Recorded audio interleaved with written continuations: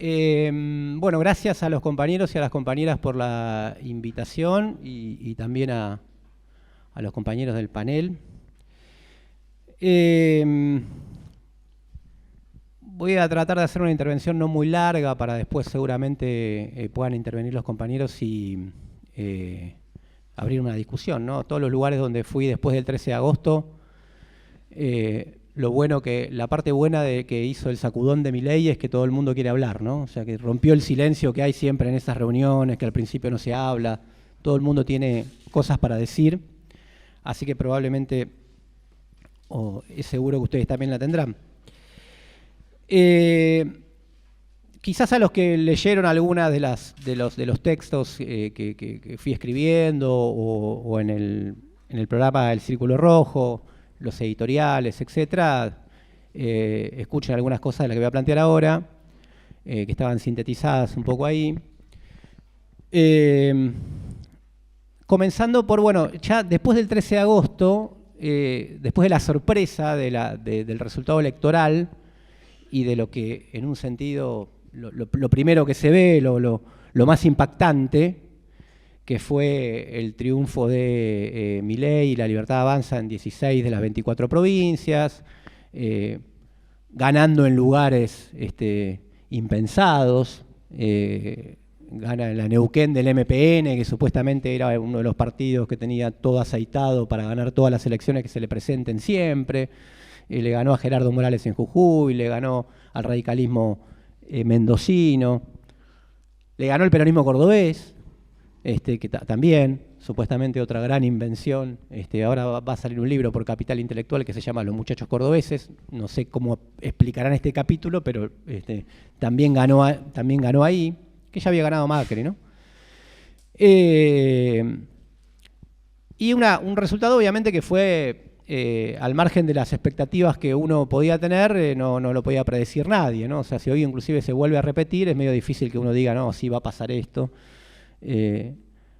Al margen de que determinadas condiciones para la emergencia de algo disruptivo o algo nuevo estaban dadas y las veníamos discutiendo por la crisis la crisis múltiple que atraviesa la Argentina desde hace mucho tiempo, o por lo menos una década, en la que se combinan no solamente una crisis económica permanente y crónica, aunque no catastrófica hasta ahora, por lo menos como fueron las crisis del 89 o del 2001, pero sí una crisis muy fuerte, la consecuencia de una crisis social evidente también, no quiero abrumar con cifras que todos conocemos y todas y vivimos todos los días, y que ahora se expresa en una crisis política, ¿no?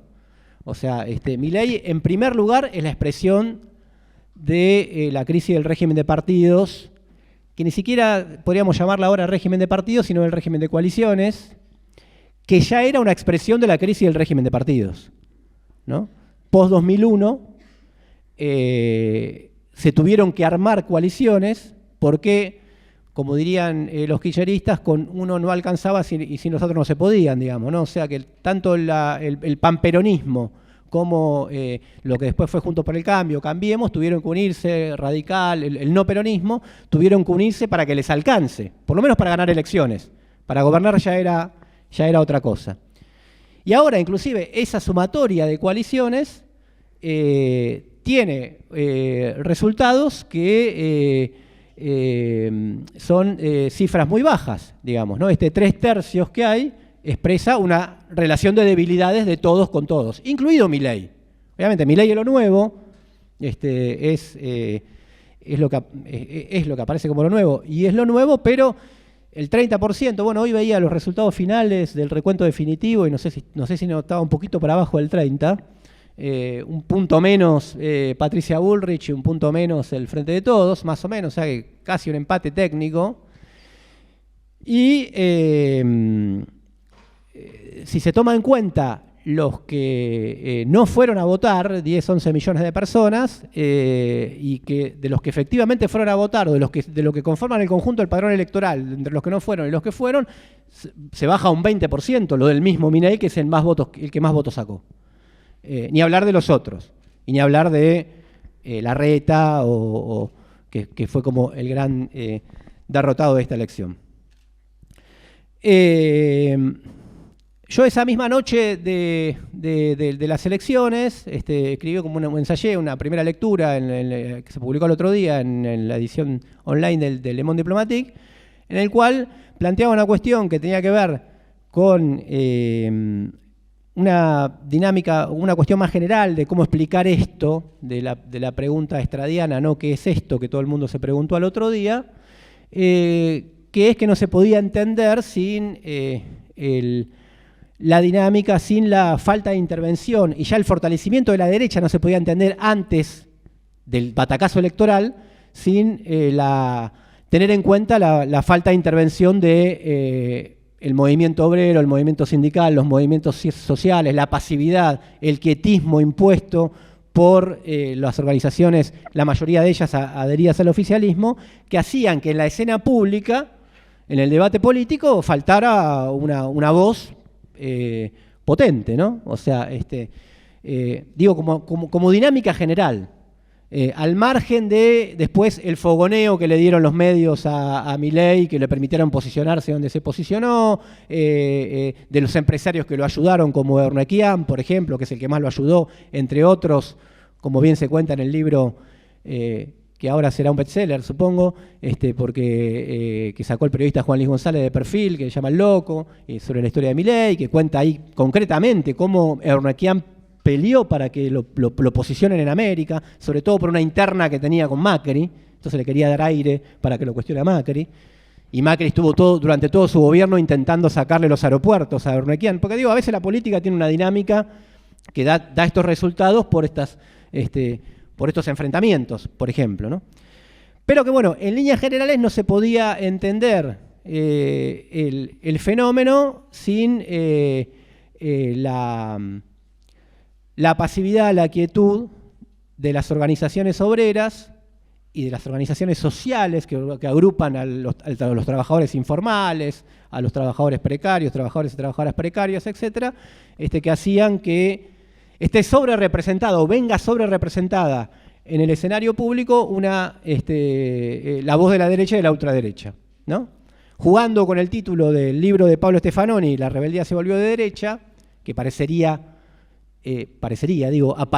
aparentemente le daría la razón a este resultado, yo discutía varias veces que el libro es mucho más que su título, ¿no? Es más complejo que su título. Pero bueno, el título es ese, La rebeldía se volvió de derecha, y yo había escrito que en realidad la emergencia de la derecha era un producto de la ausencia de rebeldía en el sentido de rebelión, digamos, ¿no? O sea, y era producto más de una impotencia, de una implosión, que también tiene el elemento complementario de la pandemia, recién lo veníamos conversando antes, cómo había afectado en la presencialidad en las universidades, en toda la vida colectiva en general, ¿no? Obviamente que también hay que tenerlo en cuenta, y las contradicciones que tuvo el discurso estatal durante la pandemia, ¿no? A mí me parecen sugerentes esas lecturas que dicen que, bueno, un poco las calles que, si el macrismo nació de las movilizaciones del campo y los que apoyaban el campo en el 2008, el mileísmo puede leerse como que nació por los pedidos de libertad el encierro general de la cuarentena, y sobre todo para la pandemia, ¿no? Que para mucha gente quedarse en casa era un lujo. A ese mismo sujeto interpeló Bolsonaro, por ejemplo, en Brasil, con la misma lógica, ¿no? No porque no había que quedarse en casa, sino porque no había condiciones. El relato estatal de que el Estado te cuida, te salva, para mucha gente no funcionaba. Digo, esos elementos adicionales que hacen que componen esta reacción, ¿no? Entonces, un primer elemento para mí importante es tener en cuenta las cifras generales, ¿no? Después empezó a preguntar sobre la composición de los votantes de Milei, ¿no? Porque inmediatamente, claro, al bajarle a la mirada que le bajaba el precio anteriormente o que no se la vio venir, la ola que vino después del 13 es un movimiento imparable, es un giro a la derecha unilateral, se viene el fascismo. Que es una operación, digamos, mucha gente lo puede pensar, pero a la vez tiene mucha operación política, porque si se viene el fascismo, cualquier cosa es mejor, ¿no? Y que es lo que, bueno, es básicamente la campaña, a falta de otras medidas que puedan tomar es básicamente la campaña del Frente de Todos Hoy, ¿no? O de una parte del Frente de Todos Hoy que dice lo de enfrente es peor, bueno, el mal menor, hasta inclusive Massa, puede ser mejor. Y se puede discutir después las características del fascismo en general, los reduccionismos que se hacen conceptuales en términos de cuando es una derecha o ultraderecha, o derecha alternativa o liberal, o los diferentes matices que hay entre las corrientes políticas. Pero además, entre la gente que apoya a Milei, y esto lo publicó en un artículo del Cohete a la Luna, Martín Balsa y otra compañera que hicieron una investigación, hay, que a mí me pareció sugerente, hay como tercios, ¿no? Hay un núcleo duro, que podría decirse que es de macristas radicalizados, de derecha, convencidos. Hay un sector más amplio, otro tercio, con más contradicciones, y hay otro sector que tiene expectativas, que también lo había sacado la consultora Suban Córdoba y otras, tiene planteos, expectativas o demandas que son contradictorias con el programa del mismo Milei, ¿no? O sea, que está en contra de la privatización, que está en contra de que se echen empleados estatales, que está en contra de renovar, de cambiar las leyes laborales en el sentido regresivo, etcétera. Entonces me parece que eso también es para tener en cuenta, sobre todo para pensar cuáles son los límites y cuáles son las contradicciones sobre las que uno puede actuar políticamente, ¿no? Que es lo importante, porque no es por mero análisis que tratamos de pensar lo que es este fenómeno. Entonces me parece que ahí hay un límite en relación a lo que verdaderamente expresa, hay un límite general que es en términos de la fuerza que verdaderamente tiene, hay un límite en términos de lo que son sus adhesiones, lo que no quiere decir que no tenga adhesiones efectivamente fuertes en muchos lugares, pero en otros no tanto, o en muchos de sus votantes, pero en otros no tanto, mucho más contradictorias y mucho más disputables. No sé si de acá a octubre, ¿no? Porque, qué sé yo, lo votan, se sienten ganador, las encuestas que se leen ahora, algunas lo ven como, digamos, como posible ganador en primera vuelta, o ¿me lo abrí, Chipi? Entonces me parece que, no necesariamente para octubre, aunque también disputable para octubre, ¿no? Pero que su base social, las aspiraciones con que lo votó una parte de la población no tienen que ver con su programa. Que lo fue, o con su programa o con sus ideas generales. Que la fue modificando, ¿no? Yo vi el discurso, que creo que ahí logró un discurso más armado, digamos, ¿no? Más equilibrado, más baglinizado, como dicen algunos ahora, ¿no? Que se va acercando al poder y entonces va limando todos sus planteos más radicalizados. En el Consejo de las Américas, en el cual si uno lo miraba, trataba de mirarlo objetivamente, parecía que todo su programa y todo su planteo era ajustar nunca a la gente, nunca al pueblo, ¿no? Planteó que ahí que estaba en contra de los sindicalistas que entregan a sus trabajadores, le iba a sacar la pata del Estado a los empresarios, pero se lo iba a sacar también a todos, entonces al emprendedor que también sufre los impuestos que pagamos las mayorías populares, también lo iba a hacer. O sea, nunca, y que eso ya lo habían dicho varios analistas, que a diferencia de Bullrich, que viene con toda la sangre a cuestas, ¿no? O sea, que viene con las armas, con el humo, con la represión, planteaba una idea de solución de los problemas, con esa idea también que circula de que, bueno, ante tantos fracasos económicos, sabe de economía, aparenta saber de economía y tiene fórmulas para resolver los problemas que tenemos. Y en ese discurso del Consejo de las Américas me parecía como que sintetizaba o, digamos, empatizaba con aspiraciones de mucha gente que ha visto fracasar en los últimos 10 años, por lo menos tanto al macrismo como al Frente de Todos, al último kirchnerismo de Cristina Kirchner y al Frente de Todos, particularmente la experiencia de Alberto Fernández. Yo digo, todos estos elementos le ponen un límite para pensar cuánto, y esto lo hemos repetido, o por lo menos yo, y lo he trabajado en el libro La hegemonía imposible, que también pesa para Milei que triunfo electoral no es sinónimo de cambio de las relaciones de fuerza, ¿no? O sea, es un componente, es un elemento desde el punto de vista que la reacción sea por derecha y no sea por izquierda, digamos, ¿no? O no se exprese más por izquierda, aunque tuvo su expresión por izquierda, también el rechazo a este escenario, y en ese contexto hay que incluir tanto los votos del Frente de Izquierda como una porción, por lo menos, de la gente que votó a Grabois, no aceptando a Massa.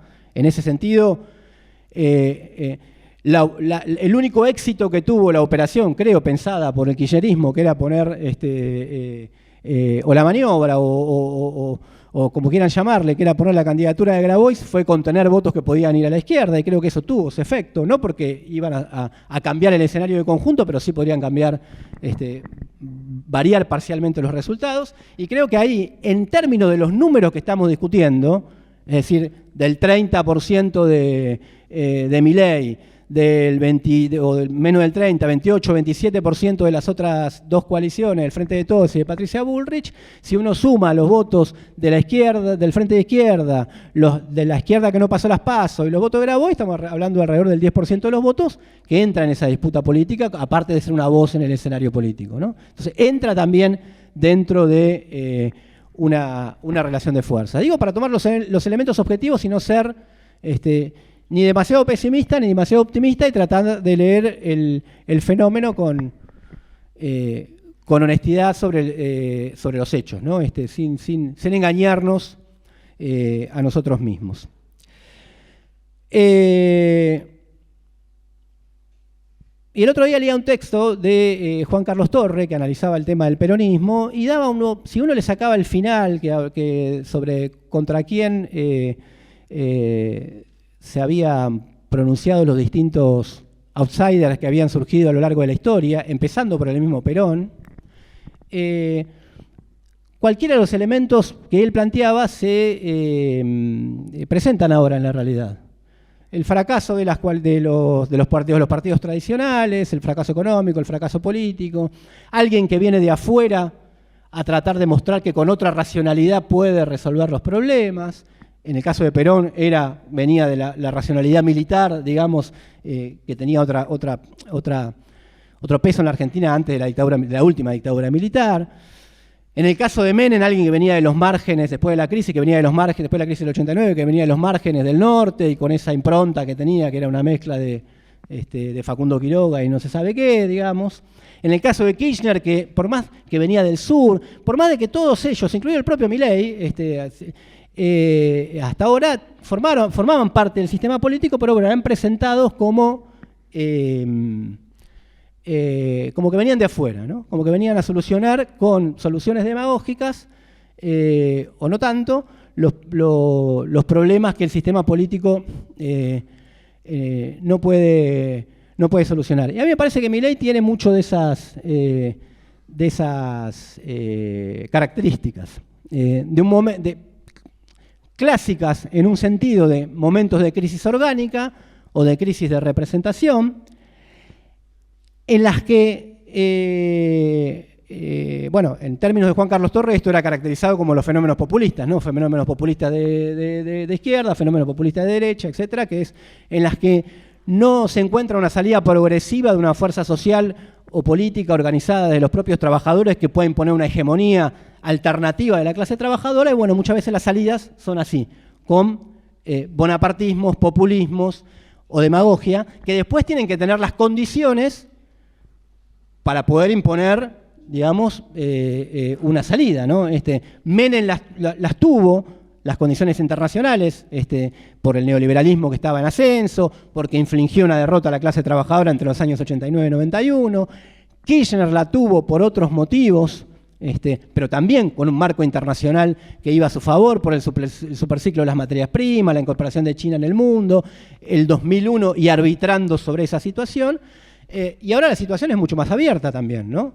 De hecho, el resultado institucional de un posible gobierno de Milei tendría, si los resultados se dieran más o menos como lo que uno espera, tendría un gobierno de Kicillof o del kirchnerismo en la provincia de Buenos Aires, tendría un gobierno del PRO y de Jorge Macri en la ciudad de Buenos Aires y una presidencia a nivel nacional y después, bueno, todos los peronismos provinciales. Obviamente que, como pasa en la Argentina, siempre va a haber entre gobernadores, diputados, muchos con el afán de ir en auxilio del vencedor, ¿no? Es una práctica muy de la Argentina esa, ¿no? O sea, ir a ayudar al que gana, ayudarlo. Pero, evidentemente, es una situación muy abierta para pensar en una gobernabilidad posible. De hecho, Andrés Malamud escribió en La Nación, pocos días después del triunfo, que si fuese a darse el resultado que da, se le plantea una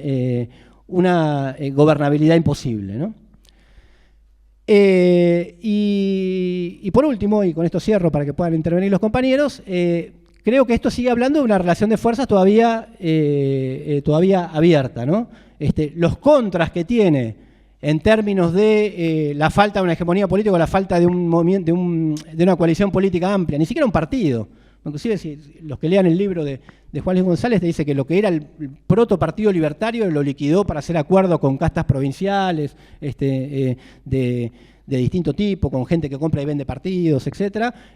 O sea que ni siquiera optó por ese camino por tener un partido propio, o sea, ni cuadros para administrar el Estado Nacional, con gobernaciones, nada más como la gobernación de la provincia de Buenos Aires y la ciudad de Buenos Aires, dos centros estratégicos del país, en contra, con una parte de sus votantes aspirando a otra cosa, que es lo que plantea, o leyendo de otra manera, dándole otro significado a su mensaje político, y con una situación completamente abierta, ¿no?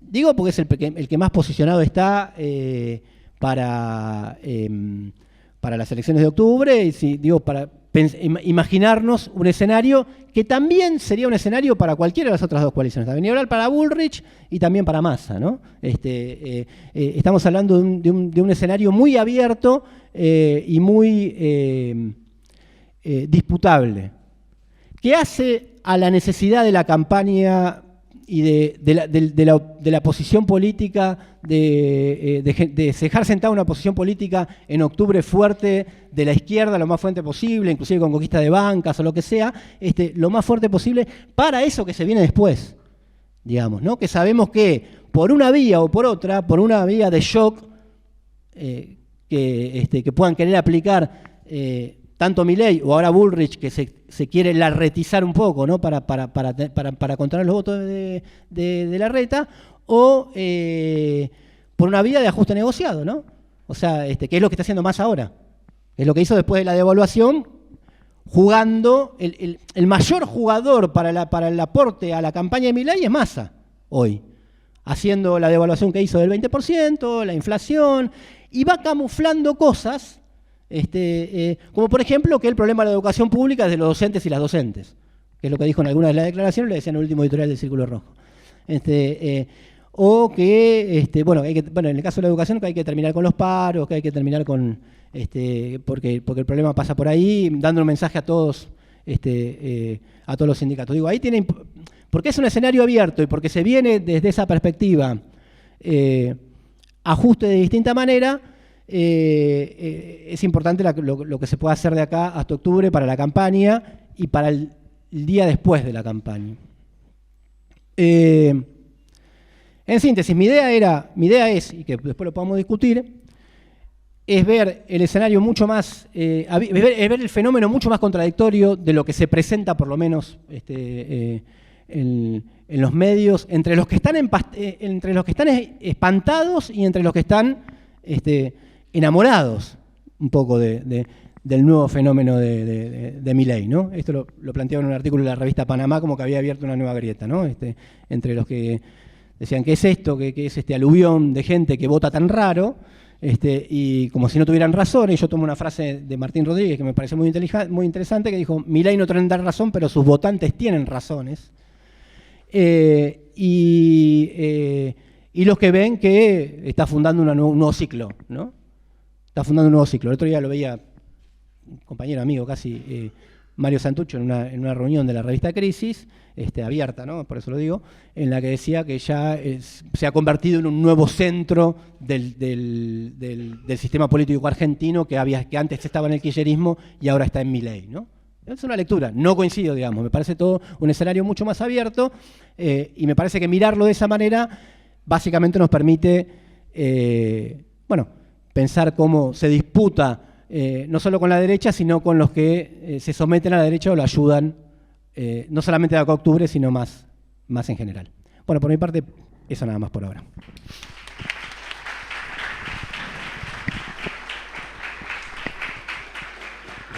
Gracias, Fernando. Bueno, muchas gracias primero que nada por la invitación a participar de este panel. Como comentaban, soy profesor acá de Economía 2 y investigador de CONICET. Y nada, bueno, coincido en buena medida con lo que se acaba de plantear.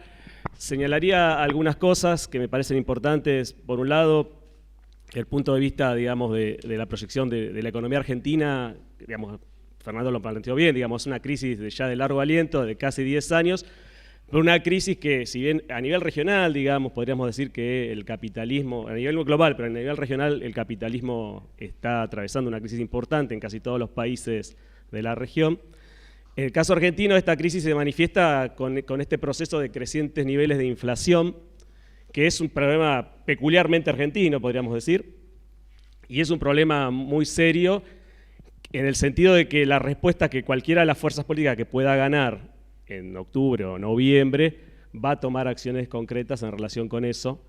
Esto no es, esta crisis que parece que el gobierno Massa, digamos, la está estirando, ¿no? hasta para llegar a las elecciones lo mejor posible en función de sus objetivos electorales. Esto, inevitablemente, las fuerzas políticas que ganen van a buscarle dar una solución de corto plazo porque la economía argentina, el capitalismo argentino no se sostiene en este esquema, sin reservas, la inflación acelerada, más de 120% anual y creciendo.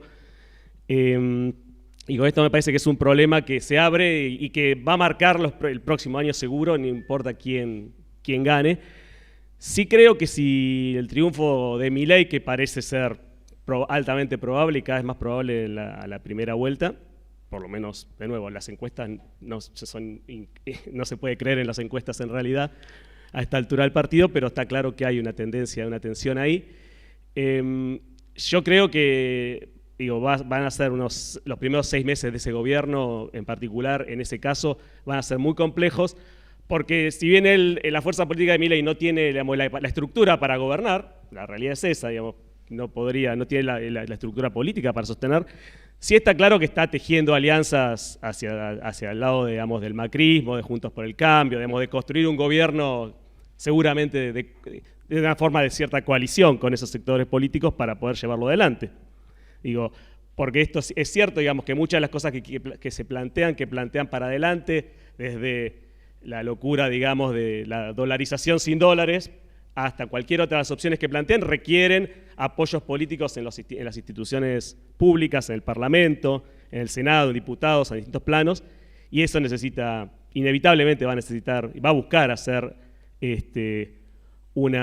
algún tipo de coalición. Inevitablemente lo tiene que hacer, a menos que su apuesta sea a ver qué pasa y en pocos meses quedarse sin gobierno, porque esa es la otra opción que uno podría evaluar, que sea un gobierno de una persona que yo no creo que, puede ser que le llamen el loco y efectivamente tiene muchos rasgos de esa naturaleza, pero digamos, intuyo que van a intentar por lo menos construir, digamos, una estrategia política a mediano plazo. Como decías vos, Fernando, recién, ya están aflojando en muchas de las medidas más radicales, que saben que no las pueden llevar adelante, pero eso también da cuenta no solo de que se están acercando o prevén que se van a acercar al poder político institucionalizado, sino que proyectan que llegando a ese lugar necesitan gobernar.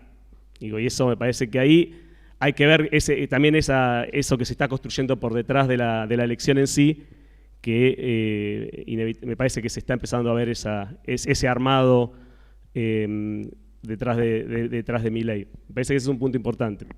Otro punto interesante o importante para pensar cómo se va a dar el futuro, digamos, a posteriori de la elección, también tiene que ver con la coyuntura más general de la economía argentina, que me parece que hay un punto interesante, importante, que El propio gobierno, sobre todo el candidato ministro, digamos, Massa, plantea como un punto importante para el año que viene, y que es probable que eso sea así, es que la coyuntura macroeconómica argentina sea mucho mejor que la de este año en términos de mejora en las exportaciones primarias de productos del sector agropecuario, por un lado, sí.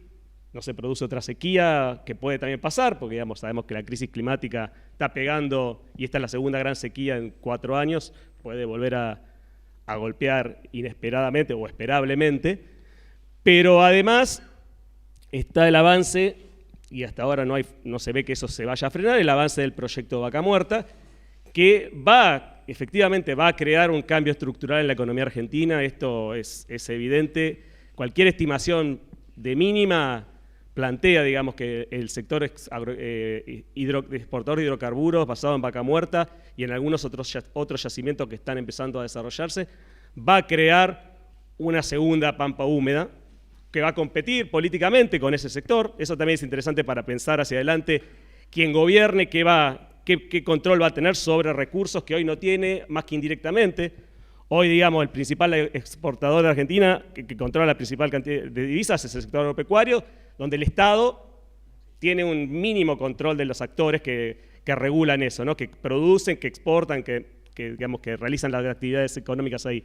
En el caso de hidrocarburos, no. Está YPF como un actor central, un actor estatal, que va a pasar a controlar, una vez decía, un segundo sector agropecuario, el equivalente a en pocos años. Y eso obviamente a quien controla el poder del Estado le da un poder de maniobra muy significativo para tomar las acciones que quiere encarar, digamos. Parece que ese es un tema también importante para proyectar hacia adelante entre las opciones que políticamente que pueden llegar a triunfar en la elección de octubre, qué instrumentos van a tener para desarrollar las políticas que efectivamente quieren encarar. Acá me parece que esto también es central para ir pensándolo, digo, pensando en el sentido también que vos lo decías, digo, cuando llegó el menemismo con la convertibilidad, tuvieron una etapa de plata dulce que les permitió 4 o 5 años de control político muy significativo. El kirchnerismo llegó en una situación parecida, después de una crisis muy fuerte, 4 o 5 años de una coyuntura muy favorable. Y esta puede ser la coyuntura favorable de quienes triunfen en esta etapa.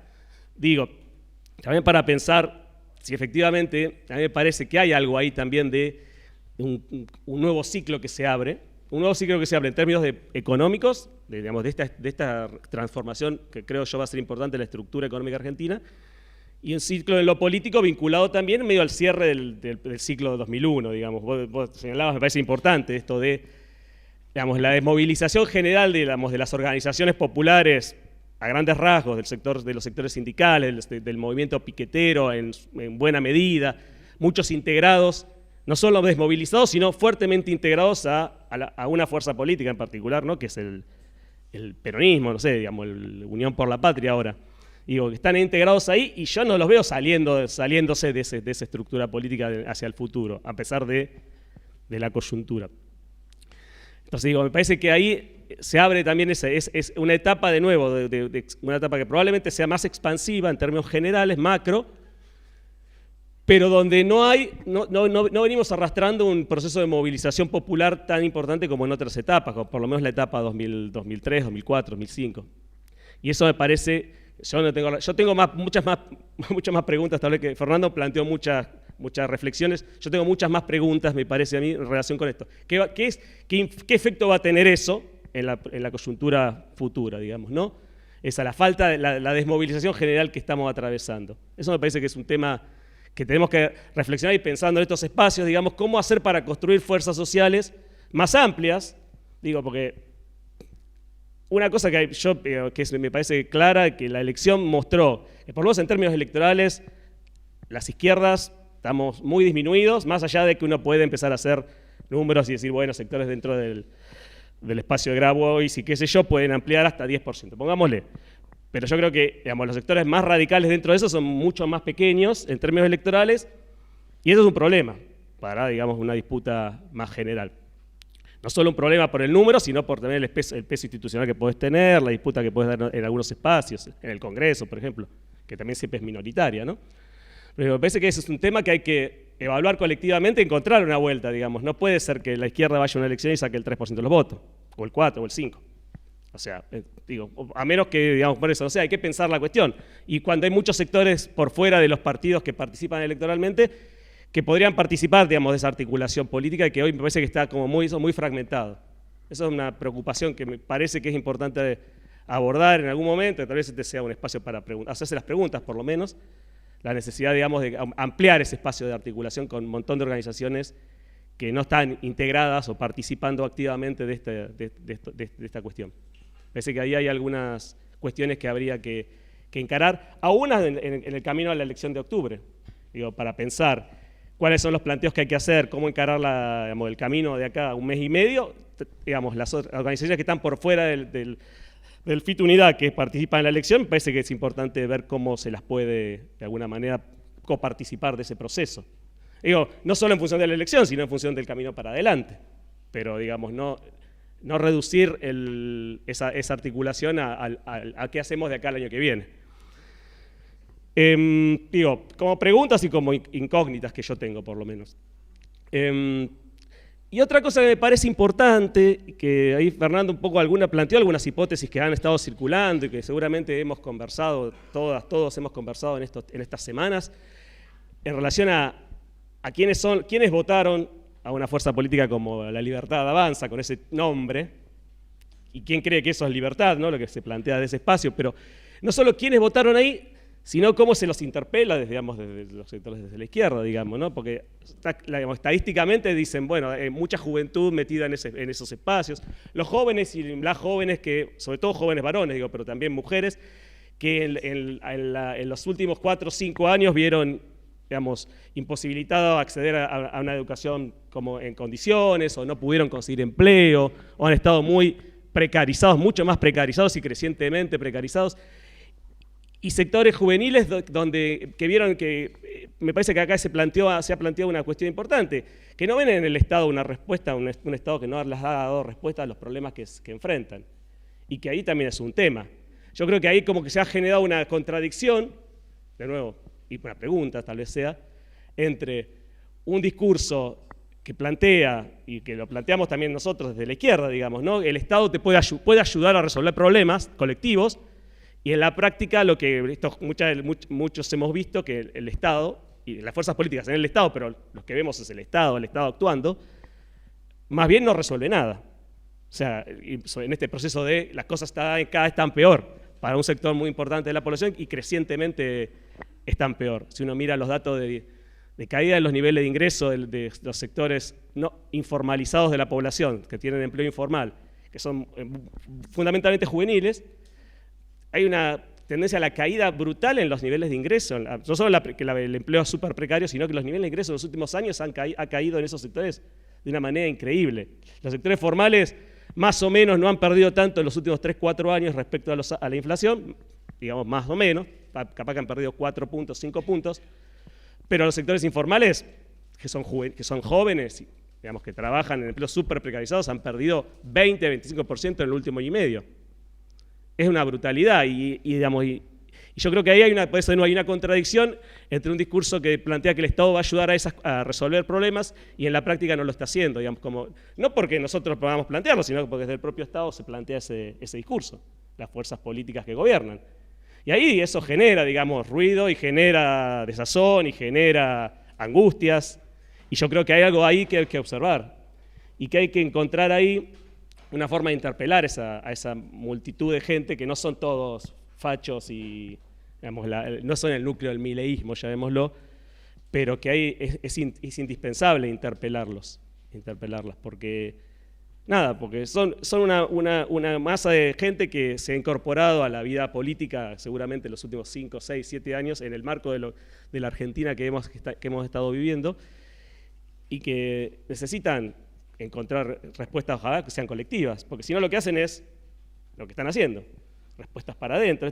Vos decías, la sociedad no está explotando, está implosionando. La gente, los pibes y las pibas tratan de zafar y resolver su vida con su círculo más inmediato. Esto lo vemos todo el tiempo. Y eso es un problema, digamos, porque sabemos que eso no es una solución colectiva, no va a resolver ningún problema. Pero esa realidad si efectivamente, como señalabas, no me acuerdo quién era, si Tinta Limón, ¿no? Rodríguez creo que era el que... la gente no se equivoca, efectivamente, la gente, los chicos y las pibas y los pibes que están sufriendo esa situación la están sufriendo. Nosotros podemos estar más o menos de acuerdo con qué decisiones toman electoralmente o de otro orden, pero efectivamente eso está pasando. Y si no encontramos la vuelta para encarar eso, interpelarlos, no cuestionarlos simplemente, ¿no? Me parece que también es eso, ¿no? Es escuchar, es discutir, pero es conversar, es encontrar eso. Me parece que ahí ese grupo grande de pibes y pibas que hoy tienen eso, 20 y tantos, dentro de las próximas elecciones, de los próximos años, van a seguir alimentando, digamos, una forma de ver el mundo muy digamos, opuesta, muy claramente opuesta a la que podemos aquí creer que queremos construir, pensar que queremos construir. Entonces, a ese sector social, a ese sector juvenil, hay que interpelarlo de alguna forma. Porque si no, parece que es súper importante, aparte porque es paradójico, de alguna forma, en las elecciones, en la previa a agosto se planteaba, bueno, el Milei va a sacar pocos votos porque en las elecciones provinciales porque no tiene estructura. Pero en la práctica no importa, porque estos pibes y estas pibas no votan por eso. O sea, no votan enmarcados, tal vez una parte no lo hace. Tal vez no votan enmarcados en esas estructuras que tradicionalmente han estructurado, digamos, la participación política. No sé, me lo pregunto, ¿no? Para pensar. ¿Por qué una persona que se presenta solo en televisión, hace unos días leía en los diarios, decían, en provincias donde ni apareció, jamás apareció, salió ganando, salió primero? Evidentemente hay un tema que hay que indagar en términos prácticos, no indagar en términos intelectuales solamente, indagar en términos de cómo desde la izquierda se puede interpelar a esas personas, siendo, digamos, que la izquierda son los partidos que participan electoralmente y que participan activamente, socialmente, en distintos ámbitos, y un montón de otras fuerzas políticas que están territorializadas en muchos ámbitos de nuestra sociedad, y digamos, tenemos que poder desde todos esos lugares, digamos, interpelar a esa población que en una elección como la de agosto sale a votar a un tipo como Milei, y lo sale a votar aún estando, como decíamos, estando en contra de muchas de las propuestas que hace. Evidentemente hay algo raro ahí, no es algo raro, hay algo ahí que no entendemos.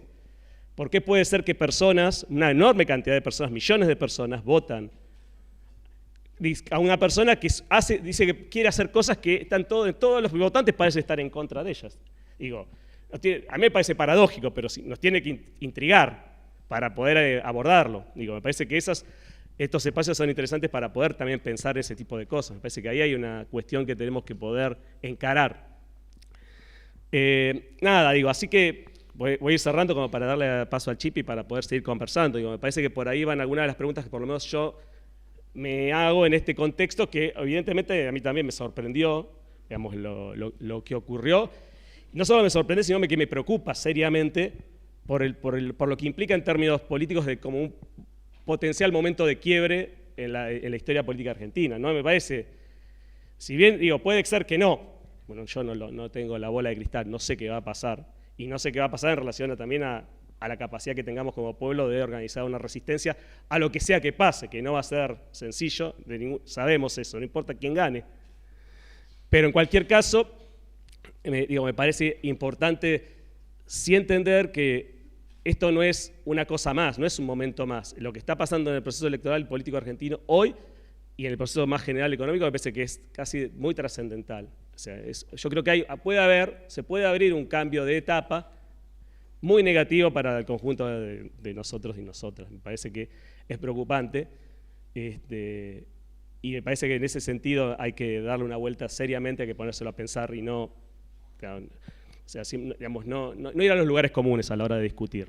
Nada más por ahora. Gracias.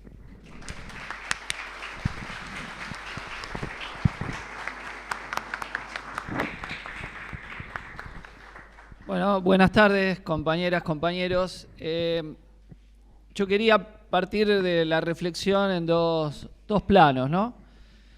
Porque efectivamente, como acá se ha dicho, estamos ante un cierto momento de giro de cómo interpretamos la política en los últimos, si quieren, 15 años, ¿no? Separando del momento en que el kirchnerismo tenía más hegemonía, sino cuando se divide el campo político en kirchnerismo, antikirchnerismo por derecha. el momento de las dos coaliciones, etcétera, etcétera, aunque bueno, viene un poco después cuando se forma Cambiemos, pero más o menos ese esquema político y con un liderazgo, el kirchnerismo, dentro de la coalición peronista, donde, aunque Massa se le fue un tiempo, lograba mantener el control de la mayoría y después recomponerse luego con el gobierno de Macri. Entonces, eso está estallado. Aunque la elección nos da una ilusión óptica de que no está estallado. Por el propio sistema de paso, la situación argentina es que van a quedar 5 candidaturas, 5 fórmulas presidenciales y supuestamente 3 espacios políticos más o menos fuertes. Pero eso es una ilusión, eso es el pasado. Cuando llegue octubre, gane Massa, gane Bullrich o gane Milei, cómo se van a componer las fuerzas políticas es un misterio, es algo que todavía nadie sabe. Por ejemplo, cuando se dice Milei va a tener tantos diputados, Juntos por el Cambio tantos diputados, el peronismo tantos diputados. Eso no va a seguir junto, eso ya no está junto.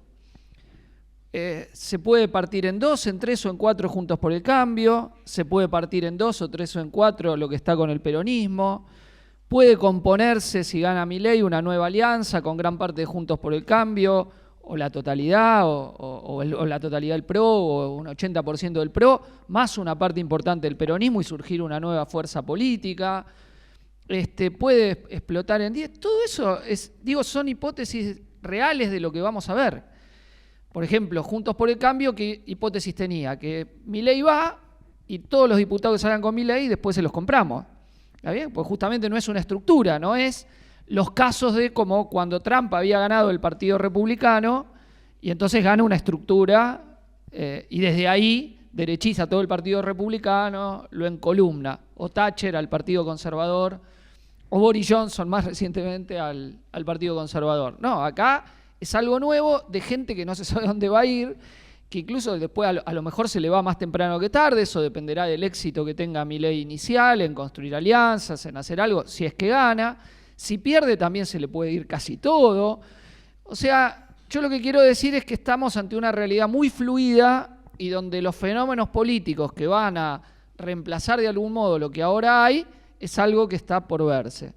Bueno, Fernando en su libro La hegemonía imposible anticipaba de algún modo esto cuando decía que el no poder resolver, coaliciones que podían llegar al gobierno, pero había otras con poder de veto y nadie podía ejercer una hegemonía, iban llevando una descomposición de esa situación, ¿no? Y ahora estamos viendo esa descomposición de esa situación, inicialmente canalizada por un fenómeno electoral que surge por derecha. Eso es lo que estamos viendo ahora, pero con coaliciones detonadas. ¿Se entiende? Más allá de lo que para mí es una ilusión óptica y una forma inercial, si se quiere, de pensar el escenario político después de octubre. Entonces me parece que lo primero que lo tenemos que pensar es en esa sintonía.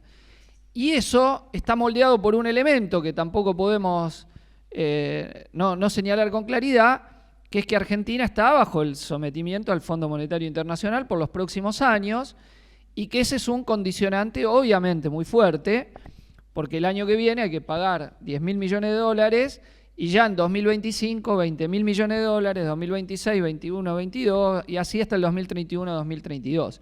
Es decir, calculen ustedes el equivalente a todo lo que se perdió de la sequía este año, ¿no? Pero todos los años se van al FMI. Y eso es algo que lo tiene que pagar gane Massa, gane Milei o gane Patricia Bullrich. Entonces es un condicionante ¿de qué? De que para las fuerzas de la burguesía son todas fuerzas que van a continuar una política antiobrera y antipopular. Es decir, que van a discutir distintos grados o niveles o formas de ataque a los sectores populares. Es decir, ellos no es que van a recaudar lo que le tienen que pagar al FMI y a los acreedores privados a partir de quitarles prebendas a los capitalistas, ¿no? Cuando Milei dice yo voy a hacer un ajuste 3 veces más de lo que pide el fondo, está diciendo que va a atacar a distintas conquistas que tienen los trabajadores y el pueblo de diversas formas. Por ejemplo, lo que dice, voy a eliminar todos los regímenes jubilatorios especiales, es decir, lo de los docentes, hay muchos judiciales, docente universitario, nos va a tocar a nosotros, etcétera, etcétera, que dice que los va a liquidar. Y va a poner todos el sistema jubilatorio nacional más o menos regulado para abajo, que es algo que ya vienen haciendo los gobiernos capitalistas. O sea, lo hizo Macri y lo está haciendo ahora el gobierno peronista, donde uno de los puntos centrales que está ajustando es en jubilaciones, con excepción de la mínima, que más o menos acompaña, al resto le están haciendo puré. Perdieron más del 20% antes del último saque, donde no tienen compensación, porque el bono no tiene a ese sector que ya vino perdiendo de los jubilados y jubiladas, es decir, donde están ajustando de la mano del FMI y el FMI les pide más. No sé si vieron las noticias del último informe después del acuerdo, el FMI no oculta, dice, no, más ajuste en noviembre, después de noviembre le vamos a dar más plata, sí hacen más ajustes, etcétera, etcétera. Entonces, eso es lo que se viene. Yo les iba a decir a los compañeros, pero bueno, les dije, el título de la charla puede estar bien o mal, ¿no? Porque en realidad depende de dónde pongamos de la derecha, ¿no? El título de la charla es qué hay que hacer para enfrentar a la derecha. Y en realidad, digo, si tenemos que precisar es a la derecha y al ajuste del gobierno peronista, salvo que pongamos a Massa dentro de la derecha, porque eso hay que enfrentarlo, no es nada más enfrentar a Milei. Ahora está el gobierno peronista y hay que salir a enfrentar al gobierno peronista y el ajuste de Massa. Eso es lo primero que hay que decir. Y atacar toda esa ilusión que me parece que hay que debatir, y es muy importante, de los que quieren enfrentar a la derecha con derecha, ¿no? Eso es lo primero que nosotros estamos, tenemos este escenario que se viene y para lo que nos tenemos que preparar, e insisto, gane quien gane, va a ser una política justa, entonces hay que prepararse para la resistencia, y gane quien gane de esas tres fuerzas, o cómo se compongan esas fuerzas después, ¿está bien? Para eso es lo primero que hay que prepararse, para enfrentar al que gane. Nosotros sabemos que no vamos a ganar, ¿está bien? Somos sensatos, pero queremos hacer la mejor elección posible, pero sabemos que no vamos a ganar, entonces nuestra campaña está al servicio, en primer lugar, de prepararnos a enfrentar en las calles y en todas las formas de lucha a quien va a ganar y continuar ajustando de la mano del Fondo Monetario Internacional. Entonces eso es lo primero que tenemos que clarificar. Y hay también una lectura más inmediata, ¿no? Que es qué hacemos de acá hasta octubre. Yo digo, en esa doble lectura, en ese doble registro de tiempos, uno para el que estamos abiertos, para fenómenos nuevos y veremos cómo se va moldeando, y eso se va a ir moldeando según lo que pase en la lucha de clases, según cómo se resista a los embates, según qué pasa. Entonces ahí hay todas novedad por ver por delante, pero hay que saber que si no nos preparamos para la lucha, quien quiera descansar y ver que va a venir de arriba, bueno, va a perder lo que tiene. Digo, gane Massa, gane Bullrich o gane Milei, hay que prepararse para la lucha. Lo lamento, compañeras y compañeros, hay que dejarse boludear.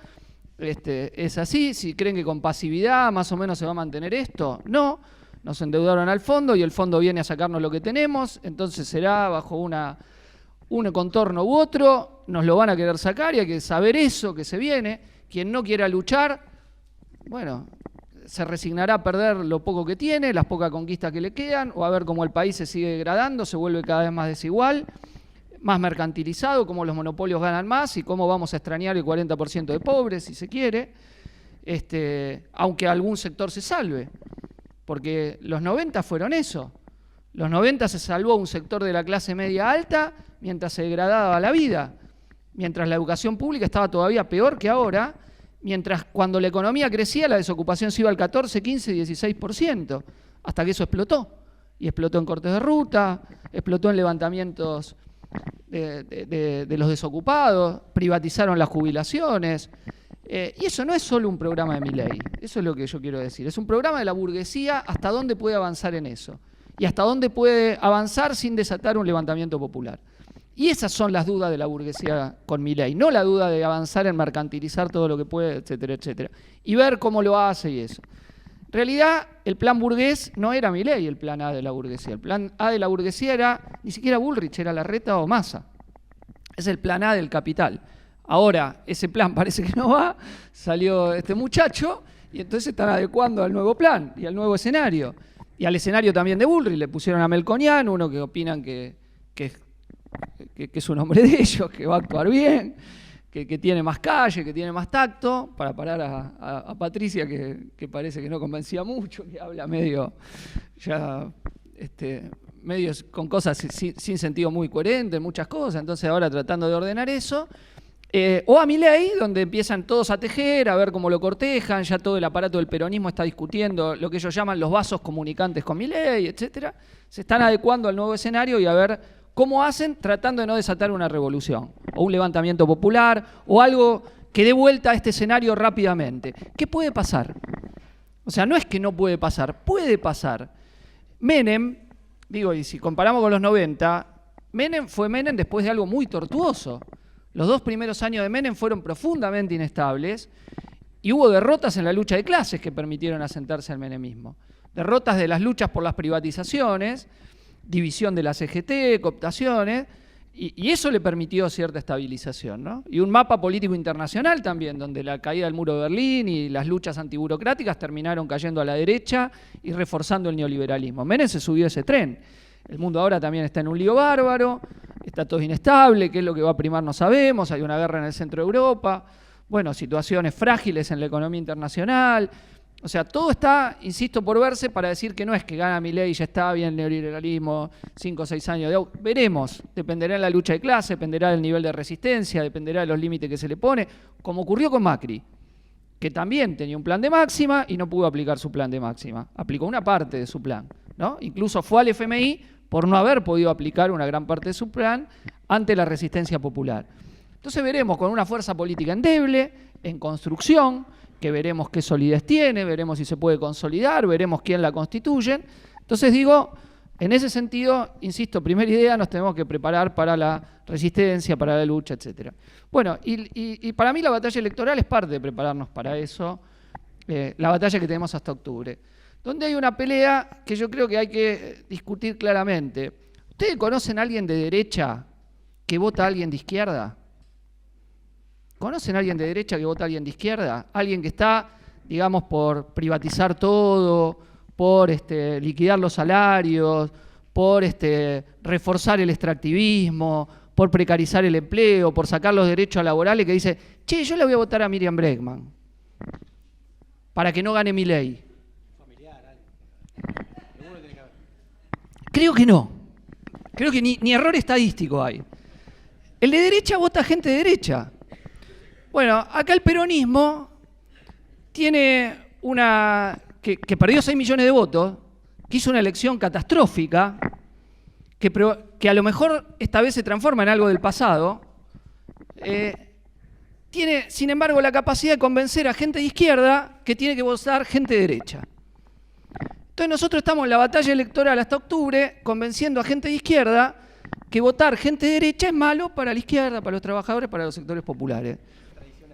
Claro, que no traicione sus convicciones, que si vos estás contra el extractivismo no podés votar a alguien que defiende el extractivismo. Que si estás a favor de la educación pública no podés votar al que dice que los docentes son la culpa de la liquidación de la educación pública.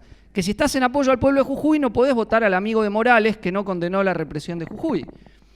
Que si estás a favor de la defensa de los salarios y los ingresos no podés votar al que está ajustando. Que si opinás que el FMI es algo malo y que no hay que resignarte contra el FMI, no podés votar al tipo que te hace cumplir todo con el FMI. Entonces estamos en esa discusión. El problema no es que los de izquierda somos de izquierda. Los de izquierda somos de izquierda y obviamente en un momento que no hay fuerte ascenso social, que la burguesía ha llevado toda la agenda a la derecha, que todo el sistema político se derechizó, digo, lo pusieron a Massa de candidato, ya fue una señal, nos dicen, pero ustedes no... Pará, primero, ¿qué vas a hacer vos? ¿Vos vas a apoyar a la izquierda o vas a seguir apoyando tipo de derecha? Primero, con la idea del mal menor. Ya lo apoyaste a Scioli, lo apoyaste a Alberto. Lo apoyaste a Alberto con ese cuento. Con Alberto le ganamos a Macri, sin Cristina no se puede y con Cristina no alcanza, vamos con un moderado. ¿Y qué pasó? Una catástrofe. Creció la derecha como nunca. Entonces, ¿Massa qué va a hacer? Pero Milei va a ser la revolución de la derecha si gana Massa. Va a crecer más y no va a dejar nada si gana Massa. Entonces, nosotros no somos responsables ni que gane Massa, ni Milei, ni Patricia Bullrich. Nosotros somos responsables de prepararnos para la lucha contra los políticos de los capitalistas. Y eso es lo que tenemos que salir a convencer. Entonces, para enfrentar las políticas de ajuste de este gobierno y del que venga, ¿qué es lo mejor? Bueno, que la izquierda salga lo más fuerte posible en esta elección. No que fortalezcamos a alguno de los verdugos de la clase trabajadora. Y esto lo tenemos que dialogar, obviamente, con los que votaron a alguien con otro programa dentro del peronismo, perdieron y ahora van a militar al que tiene el programa antagónico a lo que ellos decían. Ellos decían, nosotros fijamos otra agenda. Bueno, pero claro, lo vamos a condicionar a Massa. Lo condicionaron tanto, miren lo que dice, que es una devaluación del 20%, el gran condicionamiento. Bueno, no lo condicionaron, es evidente. Tenían la expectativa, lo vamos a hacer, no pasó. Es un gobierno ajustador, es un gobierno que está ajustando al pueblo, que está atacando al pueblo. Entonces, ¿qué van a hacer? Se van a sumar ese ajuste, van a estar tratando de mantener un movimiento que ya se demostró que no es transformador, que no quiere cambiar esto de raíz, sino que ha continuado estas políticas de sometimiento al Fondo Monetario Internacional, o van a ser parte de pelear contra eso y de sentar mojones en este proceso para dejar algo que nos prepare para la resistencia. O sea, Massa no te prepara para la resistencia. Al revés, nos tenemos que preparar para la resistencia, entre otras cosas, si gana Massa, ¿no? Que es lo más parecido a un nuevo Menem. Ya pasó eso, los que tenemos más años lo vimos, nos decían que con Menem sí vamos a sacar a Angelós, etcétera, etcétera. Y los progresistas peronistas defendían votar a Menem. Bueno, terminaron aplicando los planes neoliberales. Después rompieron con Menem y se fueron con la Alianza. Y nos decían, para sacar a Menem hay que votar a la Alianza. Bueno, y así hasta el infinito. Desde ya construir una fuerza por fuera, independiente de la clase trabajadora, cuando no hay un ascenso de la clase obrera, no es algo sencillo en un mundo donde no hay fuerzas anticapitalistas surgiendo por todos lados. Pero nosotros tenemos la responsabilidad de tratar de construirla, tratar de hacerlo y dar la pelea política. Entonces tenemos una gran pelea política hasta octubre.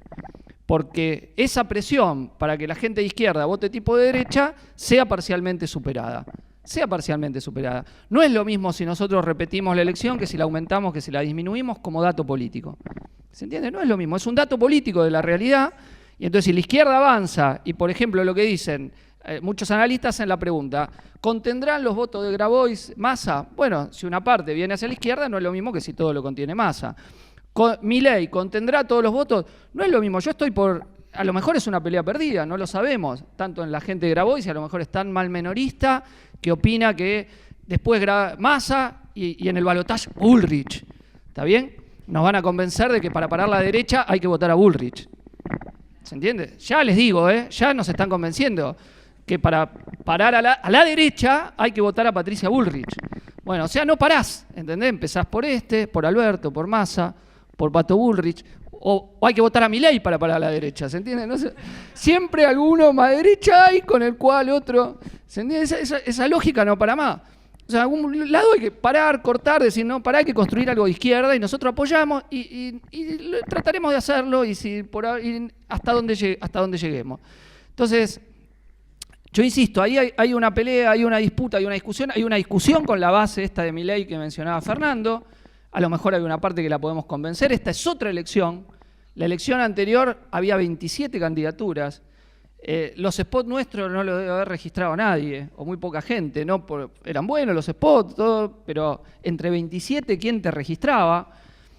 Ahora van a ser 5, va a haber 2 debates nacionales a presidente, un debate a vicepresidente, y tenemos la posibilidad por lo menos de aparecer más, de que nos registren más, incluso votantes de Milei. Tenemos que desenmascarar las mentiras de Milei, que en realidad no es que va a ajustar a lo de arriba o le va a sacar, sino que lo van a ajustar a él. Eso tenemos que demostrarlo, tenemos que dar la batalla compañera a compañera, compañero a compañero, desenmascarándolo. Obvio, con el núcleo duro del mileísmo, no, son de Villarruel, los fachos, etcétera, etcétera, ese núcleo no, pero una parte de votantes que lo votó por moda, porque me dijo mi hermano, porque lo vi en TikTok, qué sé yo, por lo que sea, tenemos que discutir lo que significa el apoyo a esa fuerza política y cuál es, que es un plan de guerra del capital contra la clase trabajadora, que es quitarnos efectivamente, hacer todo lo que pueda en sacarnos lo que todavía tenemos de derechos, ¿no?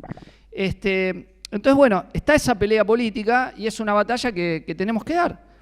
Entonces, yo creo que parte de esa batalla y parte de lo que se contorna está abierto y entonces está muy bien. La primera actitud espinociana, en el sentido de ni reír ni llorar, comprender frente al fenómeno de Milei. Está bien tratar de entenderlo, es un fenómeno, digo, inesperado, pero no novedoso en el aspecto de que en muchos países del mundo aparecen cosas parecidas. Entonces nosotros estamos pasando por ese momento que pasaron los españoles cuando les apareció Vox, o los estadounidenses cuando les salió Trump, o los brasileros Bolsonaro. Entonces estaban todos igual haciendo reuniones como esta, discutiendo, che, ¿qué tenemos acá? ¿Cómo este tipo llegó? Bueno, con distintos contornos estamos tratando de ver que es más débil que esos fenómenos, Milei. Es más débil, aunque Bolsonaro, que no tenía partido, Bolsonaro tenía una estructura que ligaba las iglesias evangélicas, que tienen un enorme peso político en Brasil, una estructura de las Fuerzas Armadas que tiene un enorme peso político en Brasil, y el agronegocio que jugaba a morir con Bolsonaro, la triple B, bala, vaca y la tercera, y Biblia, perdón, que se llama así, un bloque en la Cámara de Diputados de Brasil que se llama así, los que adhieren al lobby de estos tres sectores, el agronegocio, los militares y la fuerza represiva, etc.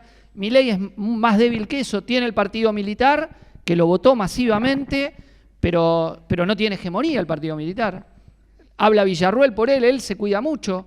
Marra, lo escuché el otro día diciendo Videla fue un hijo de puta, la dictadura fue lo peor que le pasó a este país, su candidato a jefe de gobierno, o sea, no puede reivindicar lo que piensa una parte de su coalición, tiene que dialogar, sobre todo va candidato a jefe, si quiere sacar voto en la Ciudad de Buenos Aires, baja a la mitad si empieza a hacer un discurso promilico, entonces tienen límites con eso que pueden decir.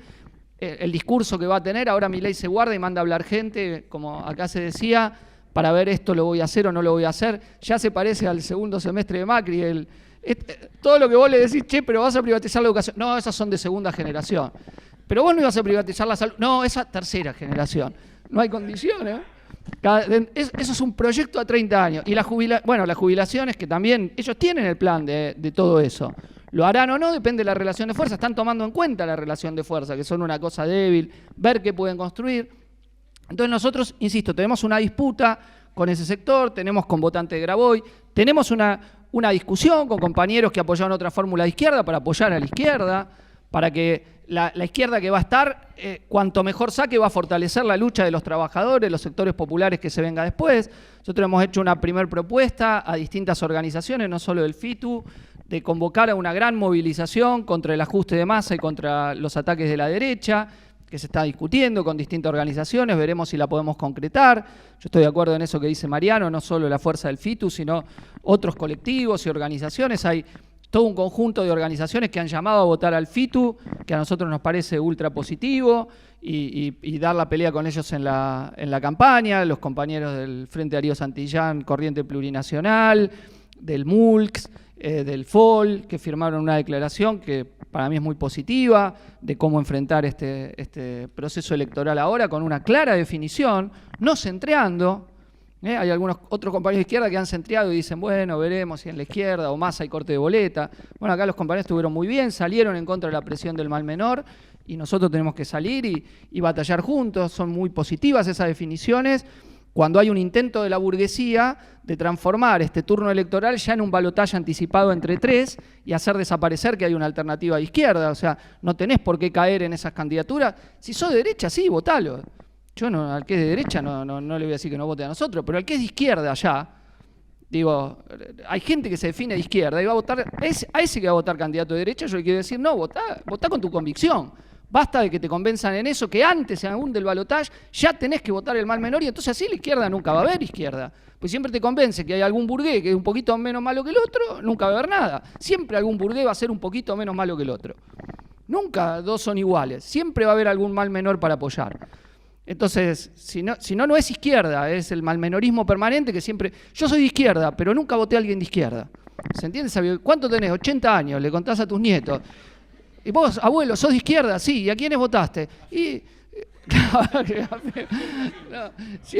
¿se entiende? Alguien que siempre hay una excusa para no votar a izquierda, de gente de izquierda. Entonces, eso lo tenemos que discutir, compañeros. No, votar a alguien que exprese tus ideas. Si no, siempre te expropian tus ideas, te expropian tu voluntad política. Y eso hay un operativo, eso tenemos que saber que estamos enfrentando una operación política de tratar de evitar que se exprese algo por izquierda del consenso del FMI.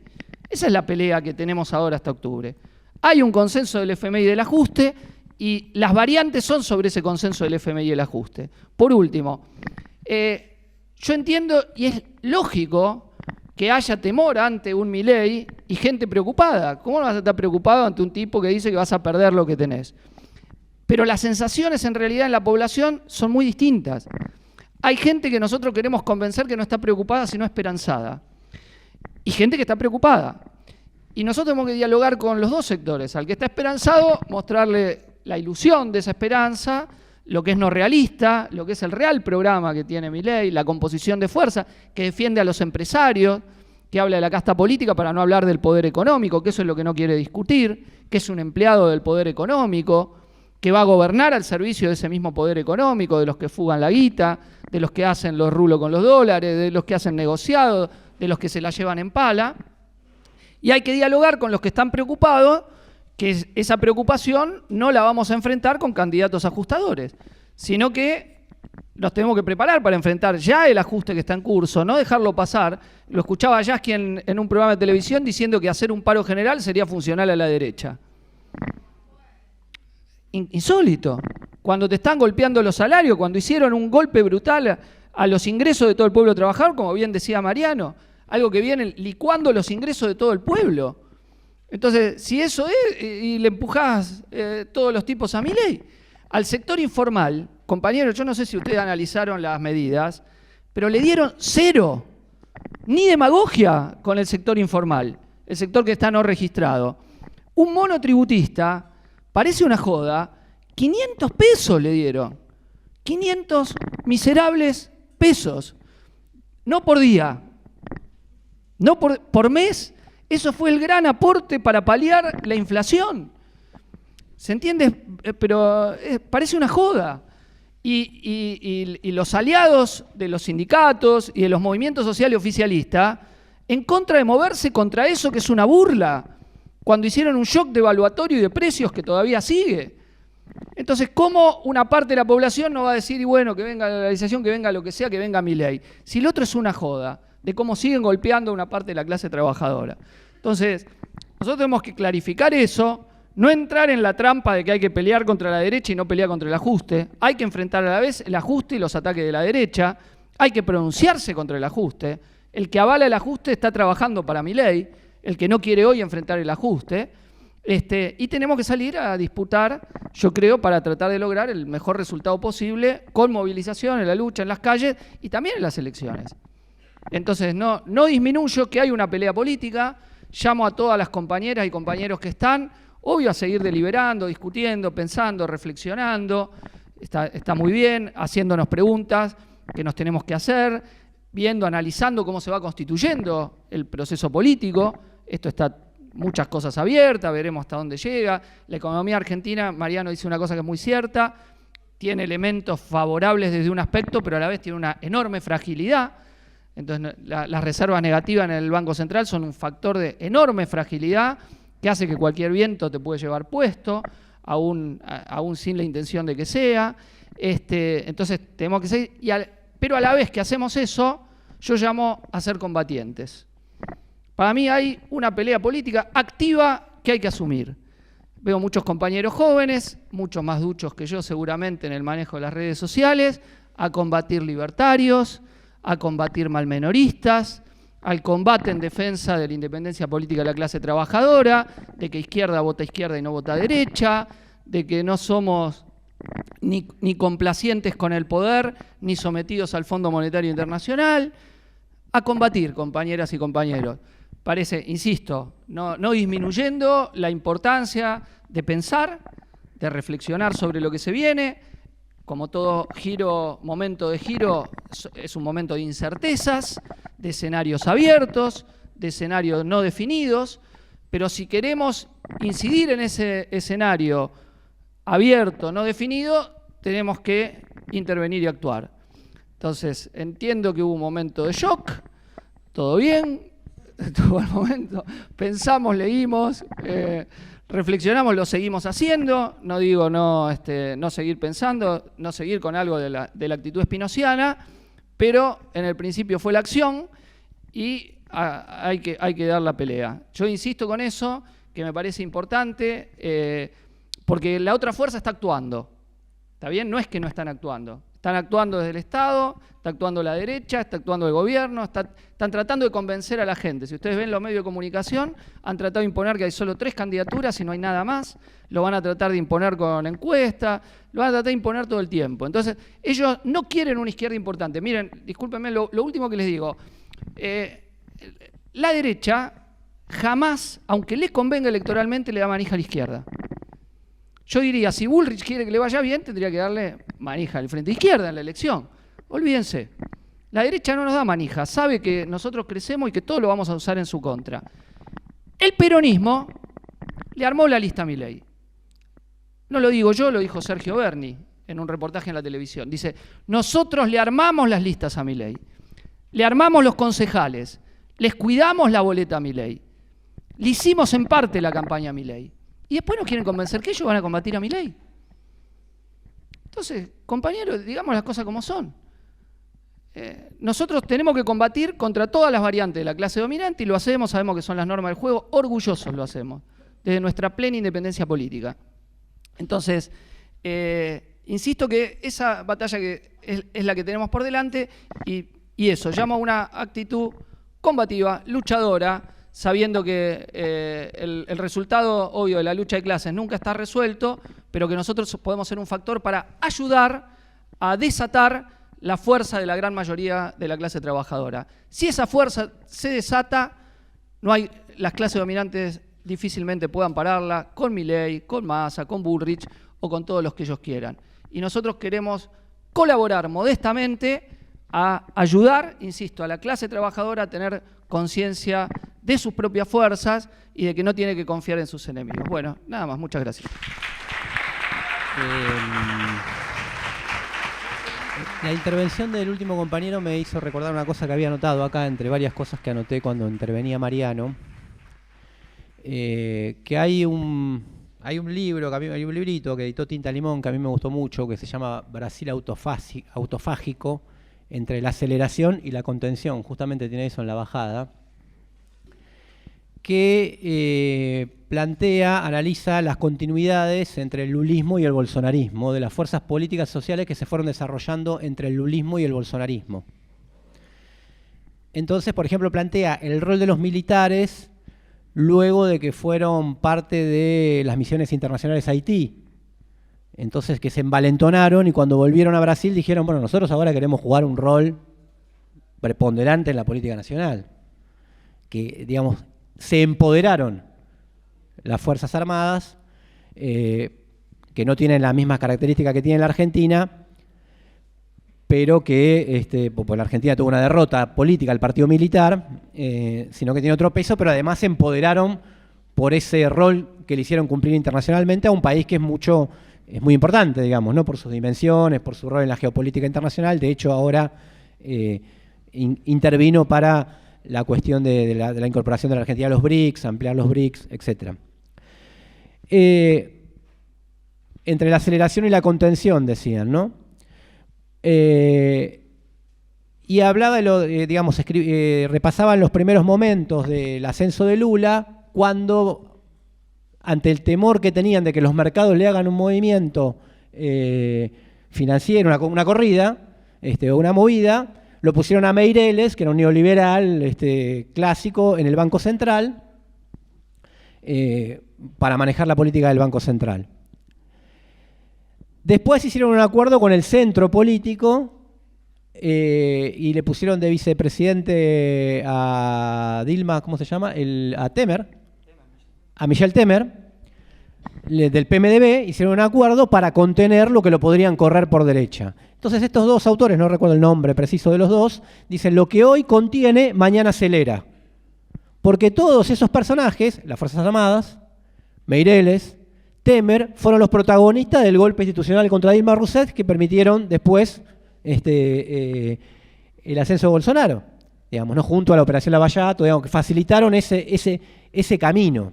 Entonces hay algo del mal menor, en la lógica del mal menor, que es vamos a contener, vamos a poner a Alberto Fernández, que se lleva bien con Clarín, que se lleva bien con El Campo, que se lleva bien con esto, para tratar de contener y parecernos a ellos y ganarle los votos. Y después tenemos esta experiencia, lo que hoy contiene, mañana acelera la crisis.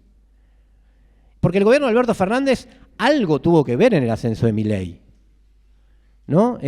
Porque yo lo puse en un tuit el otro día, que estaba un poco harto, decía, no, la nueva subjetividad de la época, la nueva individualización que generó la pandemia, el neoliberalismo radicalizado que se implantó en el mundo, las nuevas subjetividades, todo te dan una explicación de un montón de cosas, la nueva sociología del trabajo, etc. Y yo decía, che, ¿y el gobierno que vos apoyaste, qué rol cumplió en esto? Sí, el gobierno de mierda puse, pero bueno, no quería hacer. Estamos en la universidad, no es Twitter, no es X. ¿Cómo es, digamos, no? Entonces me parece que la aceleración y contención, la disputa contra el mal menor tiene que ver con esto, ¿no? Para pensarlo, de que lo que hoy presuntamente contiene en lo inmediato, en la coyuntura, que la derecha no te haga esto porque le estás tomando parte de su personal político y parte de su discurso y lo incorporás, mañana acelera esos giros a la derecha y eso puede seguir hasta el infinito, como bien planteó Chipi la lógica.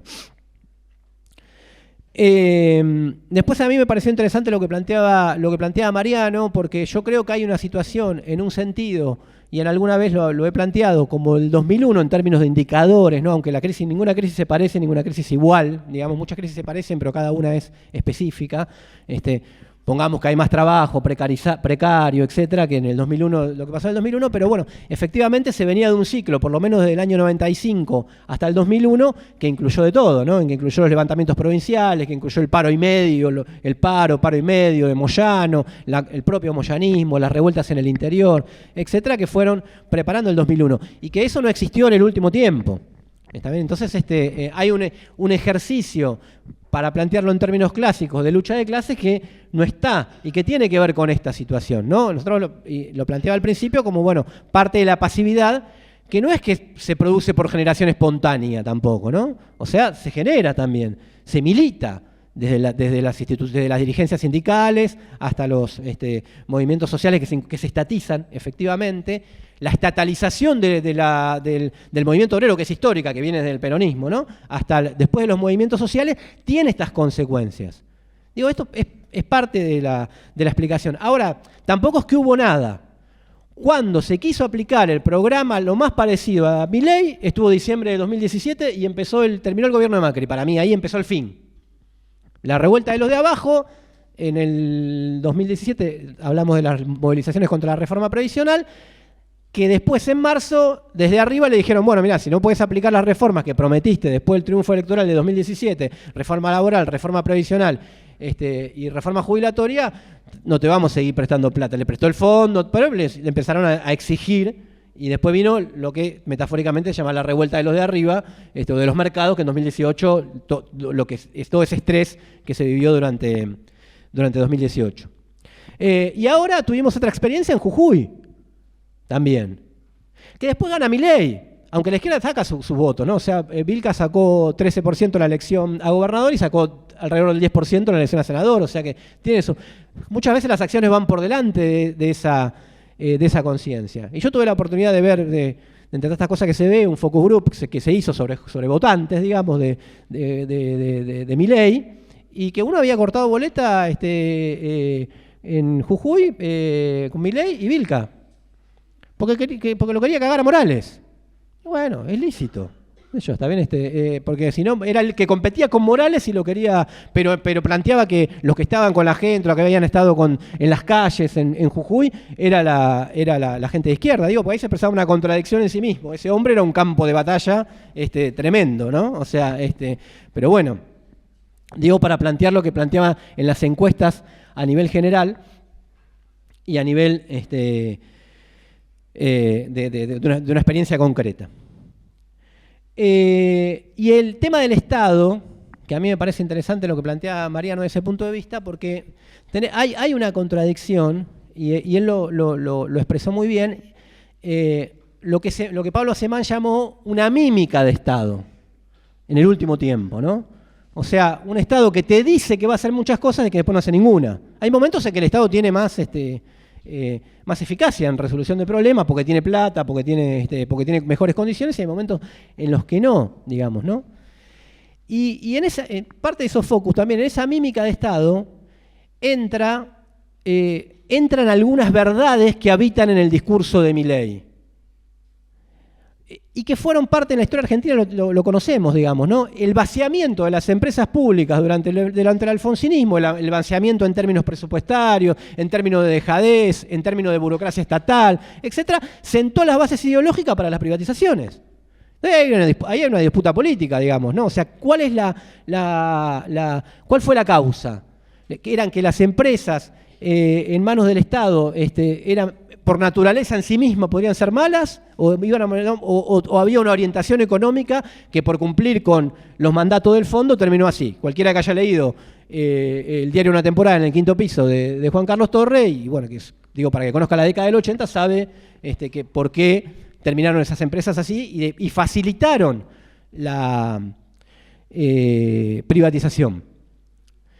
Una chica en algunos de esos focus también decía, no estaba en contra de la política de asistencia a las mujeres en el caso de violencia de género, por ejemplo. Estaba en contra de que haya un ministerio que dice esas cosas, pero después hace poco por esas mujeres. Presupuesto, refugios, todas las críticas que, bueno, yo Celeste Murillo hace muchas columnas en eso en nuestro programa los sábados, los jueves quiero decir que en el Círculo Rojo, que a veces te dicen, bueno, pero está criticando lo mismo que critican los... Y sí, entonces entra el discurso de que el Ministerio de la Mujer no sirve, ¿se entiende? O que la educación pública no sirve, pero no sirve porque los docentes hacen muchos paros o no sirve porque la vacían de presupuesto. O digamos, o está degradada, no que no sirve. O la salud, que vas a la guardia, al hospital y tardan en atenderte, o sacás un turno y te lo dan dentro de 3 meses, aunque ahora también pasa en la... Entonces quiero decir que hay algo de la reacción por derecha, que hay que disputar, pero que hay que entender para después poder disputar mejor, que tiene que ver con lo que fue el signo de los tiempos post-2001, que es cierto bastardeo de lo público, de lo colectivo y de la organización colectiva. En el Consejo de las Américas, Milei dijo, estoy en contra de los sindicatos, de los dirigentes sindicales que entregan a sus trabajadores. No dijo estoy en contra de los sindicatos, las leyes laborales. Y ¿saben qué? En la Argentina hay dirigentes sindicales que entregan a sus trabajadores, como bien lo sabemos. Entonces quiero decir que ahí hay, Milei para mí perfeccionó mucho su discurso para captar esas corrientes de pensamiento, de sentido común que circulan, obviamente, lo hace política para después transformarlo en una política de derecha. Eso a la vez es su potencialidad y a la vez es su límite. Porque no le está diciendo, o gente que dice yo estoy a favor de los vouchers porque opino que voy a poder elegir la universidad, ojo, pero que siga la universidad pública para el que no, o la educación pública para el que no puede estudiar. Entonces, efectivamente, aspiraciones, ilusiones y cierta mímica de Estado que fracasó. Que fracasó básicamente porque hay que pagarle, porque todas adhieren a pagar, bueno, lo que dijo el Chip, adhieren a pagar al Fondo Monetario Internacional, porque opinan que es el ajuste y porque todo eso lo facilita. Digo, además de la devaluación de Massa, hay cuestiones estructurales que vienen de hace bastante tiempo, ante las cuales hay esta reacción, pero que es una reacción hoy expresada por derecha, pero mucho más contradictoria de lo que pensamos, digamos, ¿no? De lo que se muestra más abiertamente. Y por último, hay una cuestión que a mí al principio me pareció muy sugerente, los cambios en la sociología del trabajo. Esto es una, digamos había como una relación mecánica que los votantes de Milei era el trabajador de Rappi. ¿Viste? Ya la gente empezaba a ver uno de Rappi y ya mileísta, ahí estás, te pesqué, te vi con la... Y no está comprobado eso. ¿Está bien? No está comprobado. No necesariamente hay una determinación sociológica o de clase entre trabajador informal que trabaja individualmente y votante de Milei. De hecho, yo estoy, para una nota que estaba escribiendo, estaba hablando con compañeros de Volkswagen, de Kraft, de FATE, y un montón de gente, tenía muchos votantes ahí por diferentes razones. Obviamente, porque como en todo el país, tenía por diferentes razones. Una contratada de Kraft, que estaba a punto de ser despedida, está en la lista para ser despedida, que tiene como 3 hijos, que vive en un barrio pobre, en la zona norte de Buenos Aires, la había votado porque le dijo al hermano. Y después dijo, ¿qué hice? Cuando una compañera nuestra lo discutió, dijo, ¿qué hice? También porque cuando discutió lo que se propone Milei, porque efectivamente no constituye el núcleo central, pero tuvieron mucho más destreza en el manejo de redes sociales y sobre todo en el manejo de redes sociales que manejan los jóvenes. Incorporaron a influencers que antes eran influencers antes de Milei, los incorporaron para hacer su campaña, los cooptaron, le pagaron, etcétera, etcétera. Entonces me parece que digamos, hay una cuestión ahí con la cuestión del Estado, de la casta que efectivamente existe, que se expresó, por ejemplo, el otro día en la votación de la ley de alquileres, que a mí me toca muy de cerca, entre otras cosas, porque como muchos de ustedes deben alquilo, que dice, ¿por qué triunfa la derecha? Etcétera, que acordaron el bloque de Milei y el bloque de Juntos por el Cambio votar la modificación draconiana de la ley de alquileres y faltaron 13 tipos del Frente de Todo que cambiaban la votación. Y entonces, ¿por qué se fortalece la derecha? Después la gente tiene una bronca bárbara, etcétera. O sea, ¿quién le hace ese juego, no? Y Milei, yo voy por la derogación, todo, pero le dio el quórum. Lo que más necesitaba Juntos por el Cambio para el lobby inmobiliario era que le dé el quórum. Y por último, por lo que planteaba el compañero, que a mí me parece una cosa a otro nivel distinto, alrededor de lo que plantea el compañero, alrededor de los recursos, de los beneficios. Milei dijo el otro día un discurso directo en el Consejo de las Américas, dijo la justicia social es un robo, y polarizando se le podría discutir, la propiedad es un robo, aunque técnicamente no es así, pero que teóricamente no es así, pero quiero decir que habilita discusiones abiertas también desde ese punto de vista, radicales. ¿Quién roba a quién en la Argentina? ¿Quién vive de quién? Porque ahí le decían, pobres ustedes, los empresarios que estaban ahí, pobres ustedes, pobres diablos, que tienen la bota del Estado encima y no se pueden mover, y los entiendo. Y eso, y el peso de los impuestos, y eso, digamos, mucha gente empatiza con eso de pequeños emprendedores, etcétera, porque como también lo dijo Pablo Semana y lo investigó, el emprendedorismo ya es una identificación mucho más extendida de lo que era en otro tiempo, donde uno decía yo soy trabajador, básicamente soy trabajador o soy trabajadora. Ahora yo soy emprendedor, no tiene una connotación negativa, aunque la distorsión de las cuestiones de clase no es tampoco nuevo del mileísmo. En la Argentina desde hace un montón de tiempo la mayoría de la gente se cree clase media.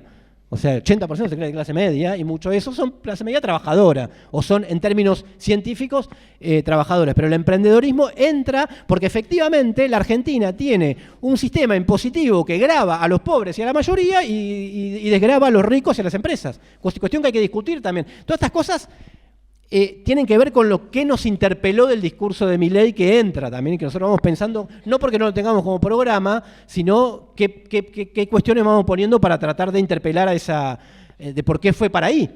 Pues nosotros también nos interpeló, no es que nosotros ya la teníamos clara y que solo la izquierda, ahora digamos tenemos todas las excusas para decir nosotros no tenemos nada que ver. No somos los culpables de todo, como dice Chipi, porque de repente nuestro 3% de los votos puede llegar a ser el responsable de todos los males de la Argentina en los próximos 20 años. Te dicen, no, porque si ustedes no votan a Massa, claro, no, el 30 que le dio el resto no importa, digamos, el problema podemos ser nosotros. Capaz que si desaparecemos es mejor, digamos, si no estamos más, capaz que el mal menor se impone y habrá otro mal menor. Pero digo que también nos interpela desde ese punto de vista en su justa medida y armoniosamente, ¿no? En la responsabilidad de cada uno, porque la responsabilidad la tienen los que gobernaron. Entonces también tomar ese discurso del sistema impositivo regresivo que es brutal, que tiene la Argentina, en donde el pequeño ahorrista no puede ahorrar nada para comprar dólares, tiene que tener más condiciones que para hacer no sé qué, o el pequeño ahorrista que quiere ahorrar, y Roca los tiene así para su fábrica, para sus importaciones, los tiene como una canilla del Estado. Entonces ellos viven de la teta del Estado, desde ese punto de vista, porque el Estado tiene una característica específica y tiene una naturaleza de clase específica. También es para pensar cómo discutir el tema del Estado. Es muy interesante para cómo discutir el tema del Estado. ¿De qué Estado estamos hablando desde ese punto de vista? ¿No? Porque por lo que plantea Mariano, que decía nosotros que pensamos con el Estado, sí, un Estado de otro tipo. ¿No? También un Estado justamente que no tenga esa casta burocrática. Un Estado que inicie una transición a otra cosa, digamos, ¿no? Para hacerlo sintético. Entonces creo que eso, por lo que plantea el compañero, habilita para hacer discusiones también abiertas, tomando la parte buena, digamos, que pueda a la izquierda pensarla radicalmente, planteando sus contrapuntos con un discurso que tiene un montón de cosas de brutales, un montón de mentiras, pero tiene... es como hablar en crudo, es como escucharlos a los capitalistas hablarles en crudo, sin filtros, sin mediaciones. Por eso en el Consejo de las Américas empezaron aplaudiéndolo despacito, porque decían, no sé si está bien, si queda bien que aplaudamos a este loco, qué sé yo. Pero después el tipo hizo todo el discurso y era música para los oídos de los tipos, y lo terminaron ovacionando. Porque creen eso en el fondo. Lo que pasa es que después son políticos, dicen, no, che, para hacer esto tenemos que hacer política, no podemos hacerlo con un loco como este, tenemos que tener mediaciones políticas, tenemos que tener un Estado, tenemos que tener, etcétera. Pero verdaderamente, lo dijo un empresario, yo lo escuché en un reportaje de la radio El Destape, que le dijo, ¿y lo de Milei qué opina? Y lo de Milei es alguien nuevo, muchas cosas no se pueden hacer, pero está bien que circulen esas ideas. Él lo dijo, pero está bien que circulen esas ideas, que den vueltas esas ideas, que traigan esas ideas nuevas y que anden circulando, está muy bien. Y nosotros tenemos que ver en qué sentido está muy bien también para nosotros, ¿no? Y cómo combatirla. Bueno, eso.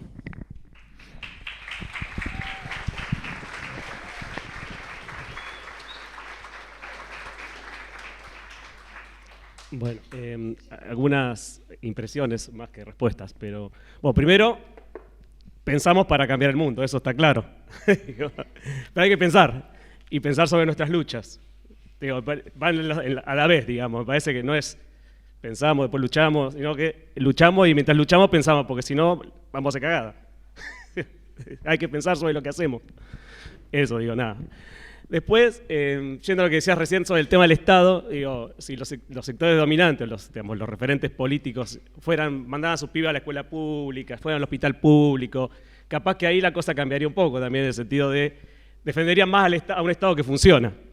Ahora, no, claro, Cristina se enferma, va a la clínica no sé qué, Massa se enferma, va a la clínica no sé cuánto, no le importa la salud pública, mandan a sus chicos a escuelas privadas, viven en un country, digo, eso también. Bueno, y eso es un punto a favor de la izquierda. Digamos, los referentes, todos los diputados, los referentes y referentas de la izquierda, bueno, van a la escuela pública, van a la universidad pública, son laburantes.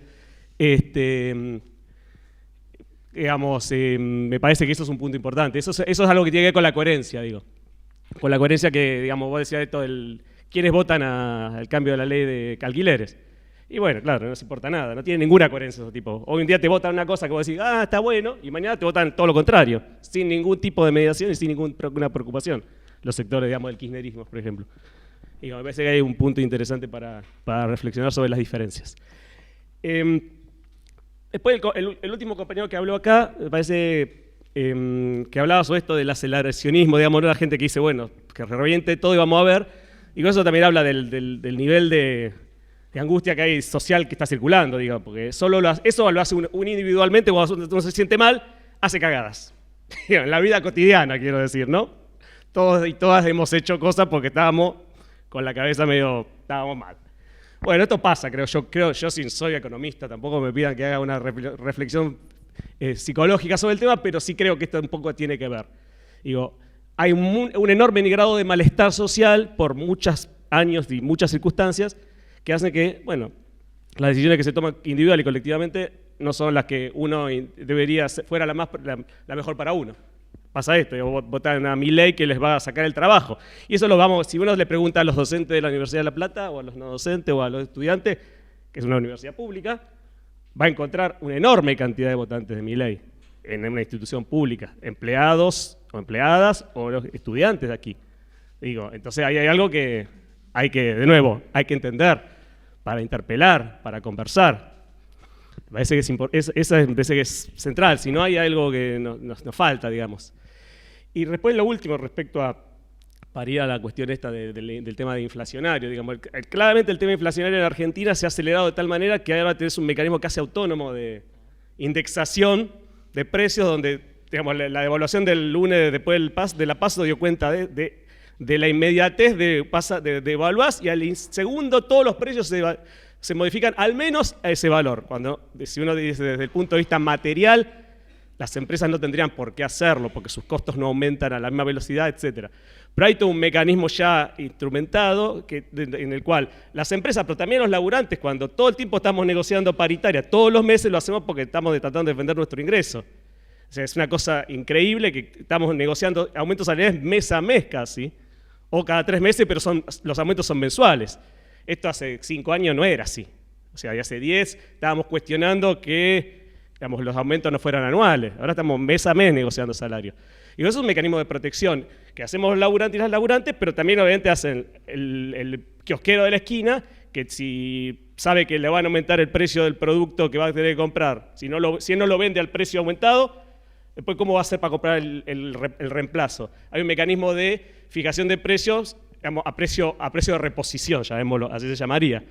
No al precio que vos lo pagaste, sino como los precios aumentan muy rápido, lo tenés que fijar al precio a lo que vos lo vas a reponer. Si no, te fundís.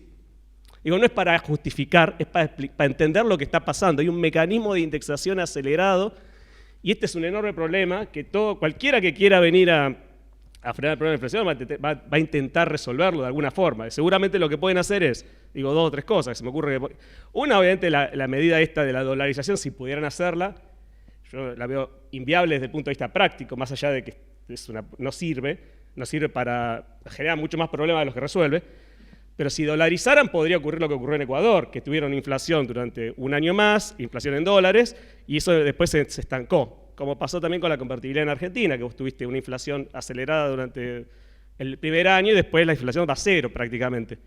Obviamente eso encarece los costos internos, hace que las empresas, que la producción local sea poco competitiva. A eso pueden agregar lo que hicieron en la convertibilidad, que es abrir la economía, sacar restricciones a la importación de productos para tratar de frenar los precios, al costo de que un montón de negocios cierren, tiene costos enormes en términos productivos y en términos de empleo. Que, la experiencia de la convertibilidad de los primeros años es un ejemplo de lo que los sectores dominantes pueden querer hacer para frenar la inflación.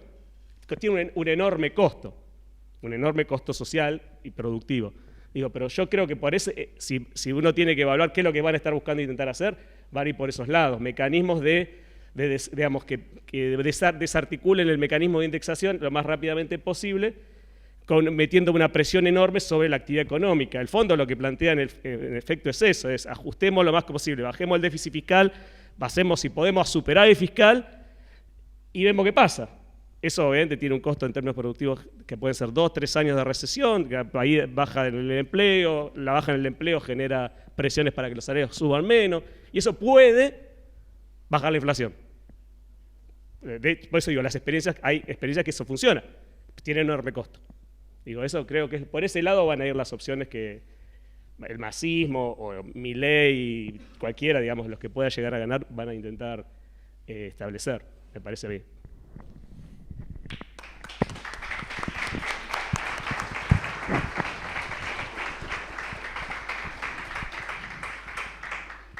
Bueno, 2 o 3 cosas nomás. Una, estoy muy de acuerdo con lo que dijo la compañera, de que frente al ataque, la amenaza de los derechos, no hay otra que la conciencia de la movilización, de cómo se conquistan y cómo se defienden, y que, insisto, lo que puedan hacer Milei, Massa o Patricia Bullrich va a depender de lo que el movimiento de masas les deje hacer.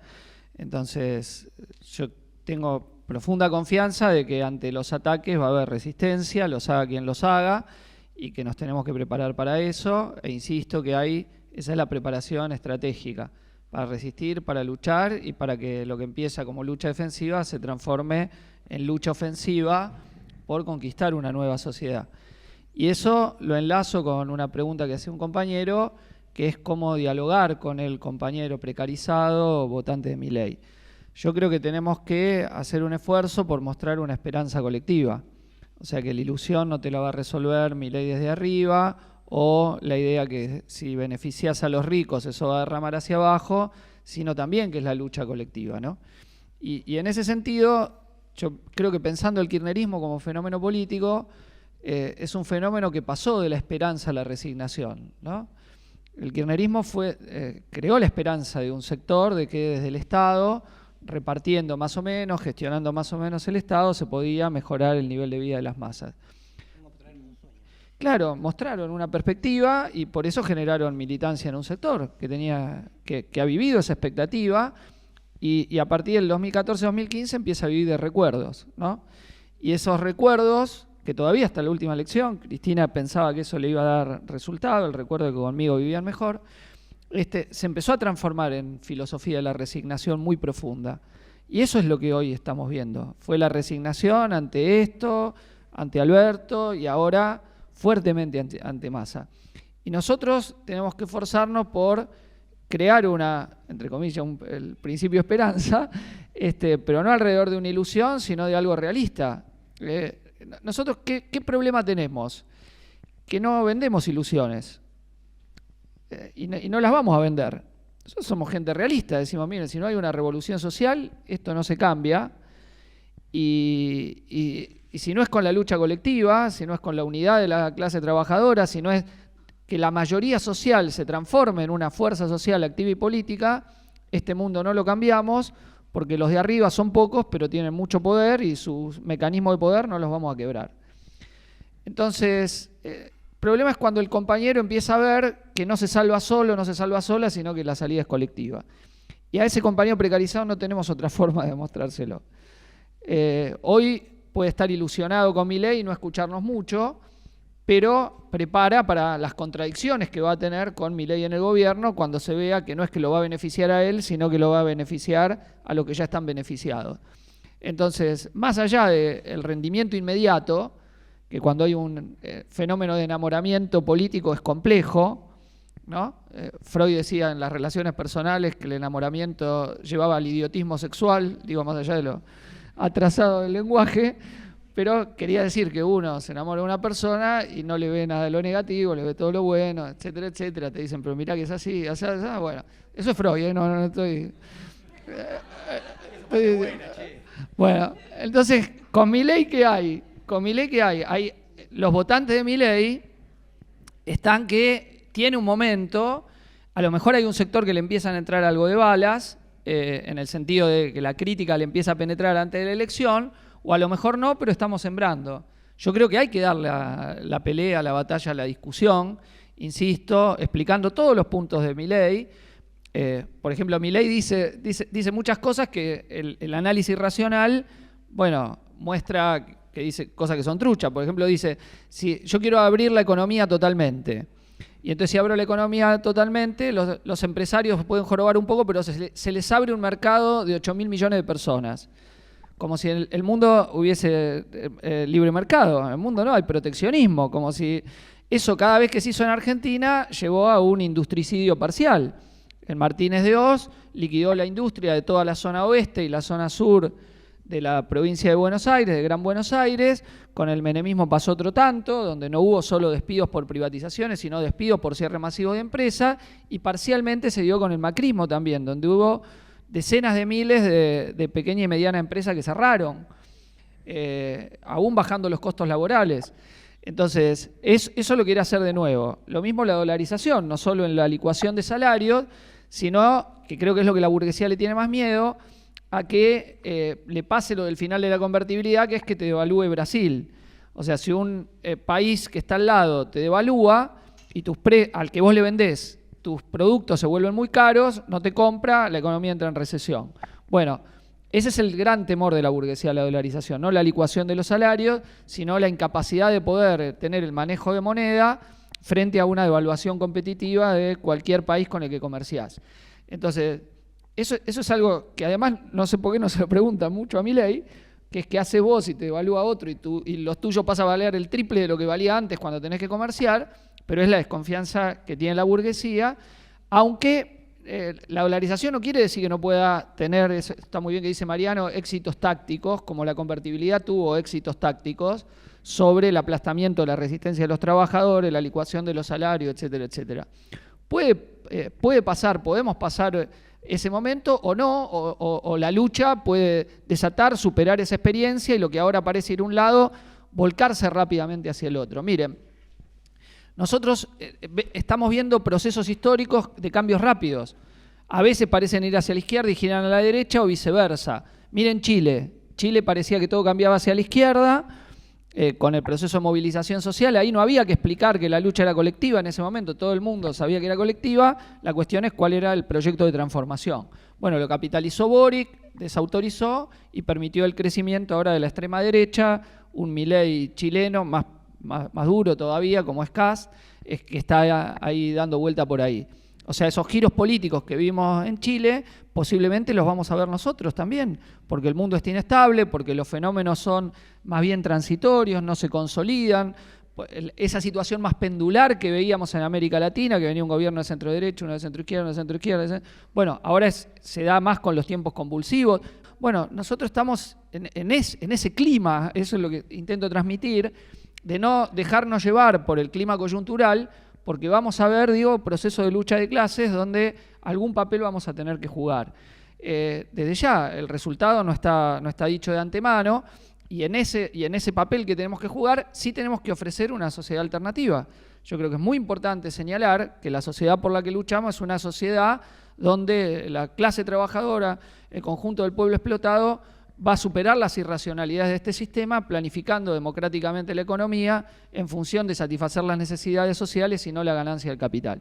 Es decir, nosotros en ese sentido tenemos que ser claramente socialistas, claramente anticapitalistas, que desde la gestión del Estado capitalista no hay transformación progresiva posible, que eso es lo que se agotó en parte con el kirchnerismo, y lo que tiene que desatar una esperanza de izquierda es justamente alrededor de la posibilidad de un gobierno de las y los trabajadores y de una sociedad socialista. Nos tenemos que preparar para luchar en las masas, pacientemente, a contracorriente de este clima coyuntural derechoso, para señalar esa otra perspectiva de izquierda y hacerlo con total personalidad, con las compañeras, con los compañeros, insisto, con un esfuerzo colectivo.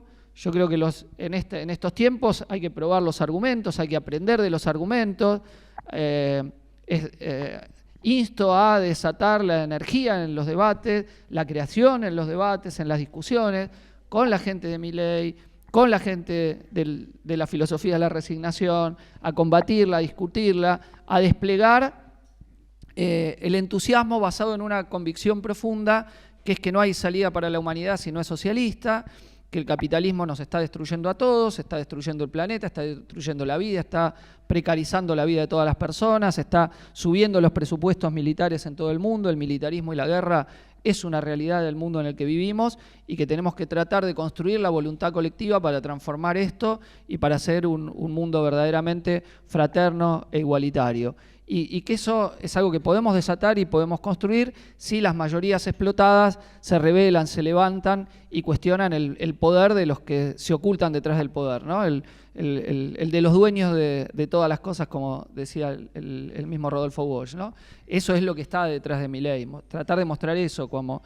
Yo creo que la escena esa en el Council de las Américas, algunos lo podrán entender y otros no, pero era muy ilustrativa, ¿no? Todos yendo a rendir examen ante los dueños de la Argentina, ante los que tienen los 400.000 millones de dólares en el exterior, ante los que nos saquean permanentemente, ante los que nos precarizan la vida, ante los que viven de la explotación del trabajo ajeno. Bueno, ellos rinden pleitesía ahí, nosotros hacemos lo contrario, tratamos de participar de las deliberaciones de la clase trabajadora, de la juventud, de los sectores populares, por ver cómo transformamos este mundo, insisto, y donde cada batalla defensiva la tomemos como una batalla en función de preparar la ofensiva, la lucha por otro tipo de sociedad. Insisto a esto de ver que los tiempos son cambiantes, son tiempos de movimientos convulsivos, de cambios, no momentos de estabilidades. Si somos derrotados, podremos tener que vivir un proceso con fuerza derecha que veremos cómo se constituyen, pero las masas todavía tienen mucho que hablar, mucho que decir, y Milei tiene esa contradicción, que tiene que convencer haciendo creer que no va a ser lo que va a ser, ¿no? Yo creo que Bullrich pagó el precio de ser demasiado sincera, dijo más que lo que iba a hacer más claramente, tiene una fuerza social que es más claramente neoliberal y disciplinadora. Claro, Larreta pagó el precio de no ser, que hizo una elección muy débil. Si nos comparamos con lo que gastó Larreta y la campaña que hicimos nosotros, nos fue excelentemente la campaña que hizo. Y bueno, y que veamos la pelea en la campaña electoral como parte de eso, preparar la fuerza de la resistencia. Insto nuevamente a las compañeras y compañeros a tomarlo eso no pasivamente, sino en el sentido de sentirse parte de esa construcción, obviamente, como bien decía y acotaba Mariano, donde la reflexión es parte de la acción, ¿no? Sin ver la práctica sin reflexión, sino una práctica hecha reflexivamente y combatientemente, insisto con el término en este momento, porque hay una disputa política por la conciencia de millones, y si podemos influir algunos cientos de miles o algún milloncito y algo, mejor, para traerlo para este lado y que se muestre como una fuerza de resistencia. Es un elemento de la relación de fuerzas si logramos que un sector nos dé el apoyo en este proceso a contracorriente, insisto, contra la política de la burguesía. Bueno, muchas gracias, compañeras y compañeros.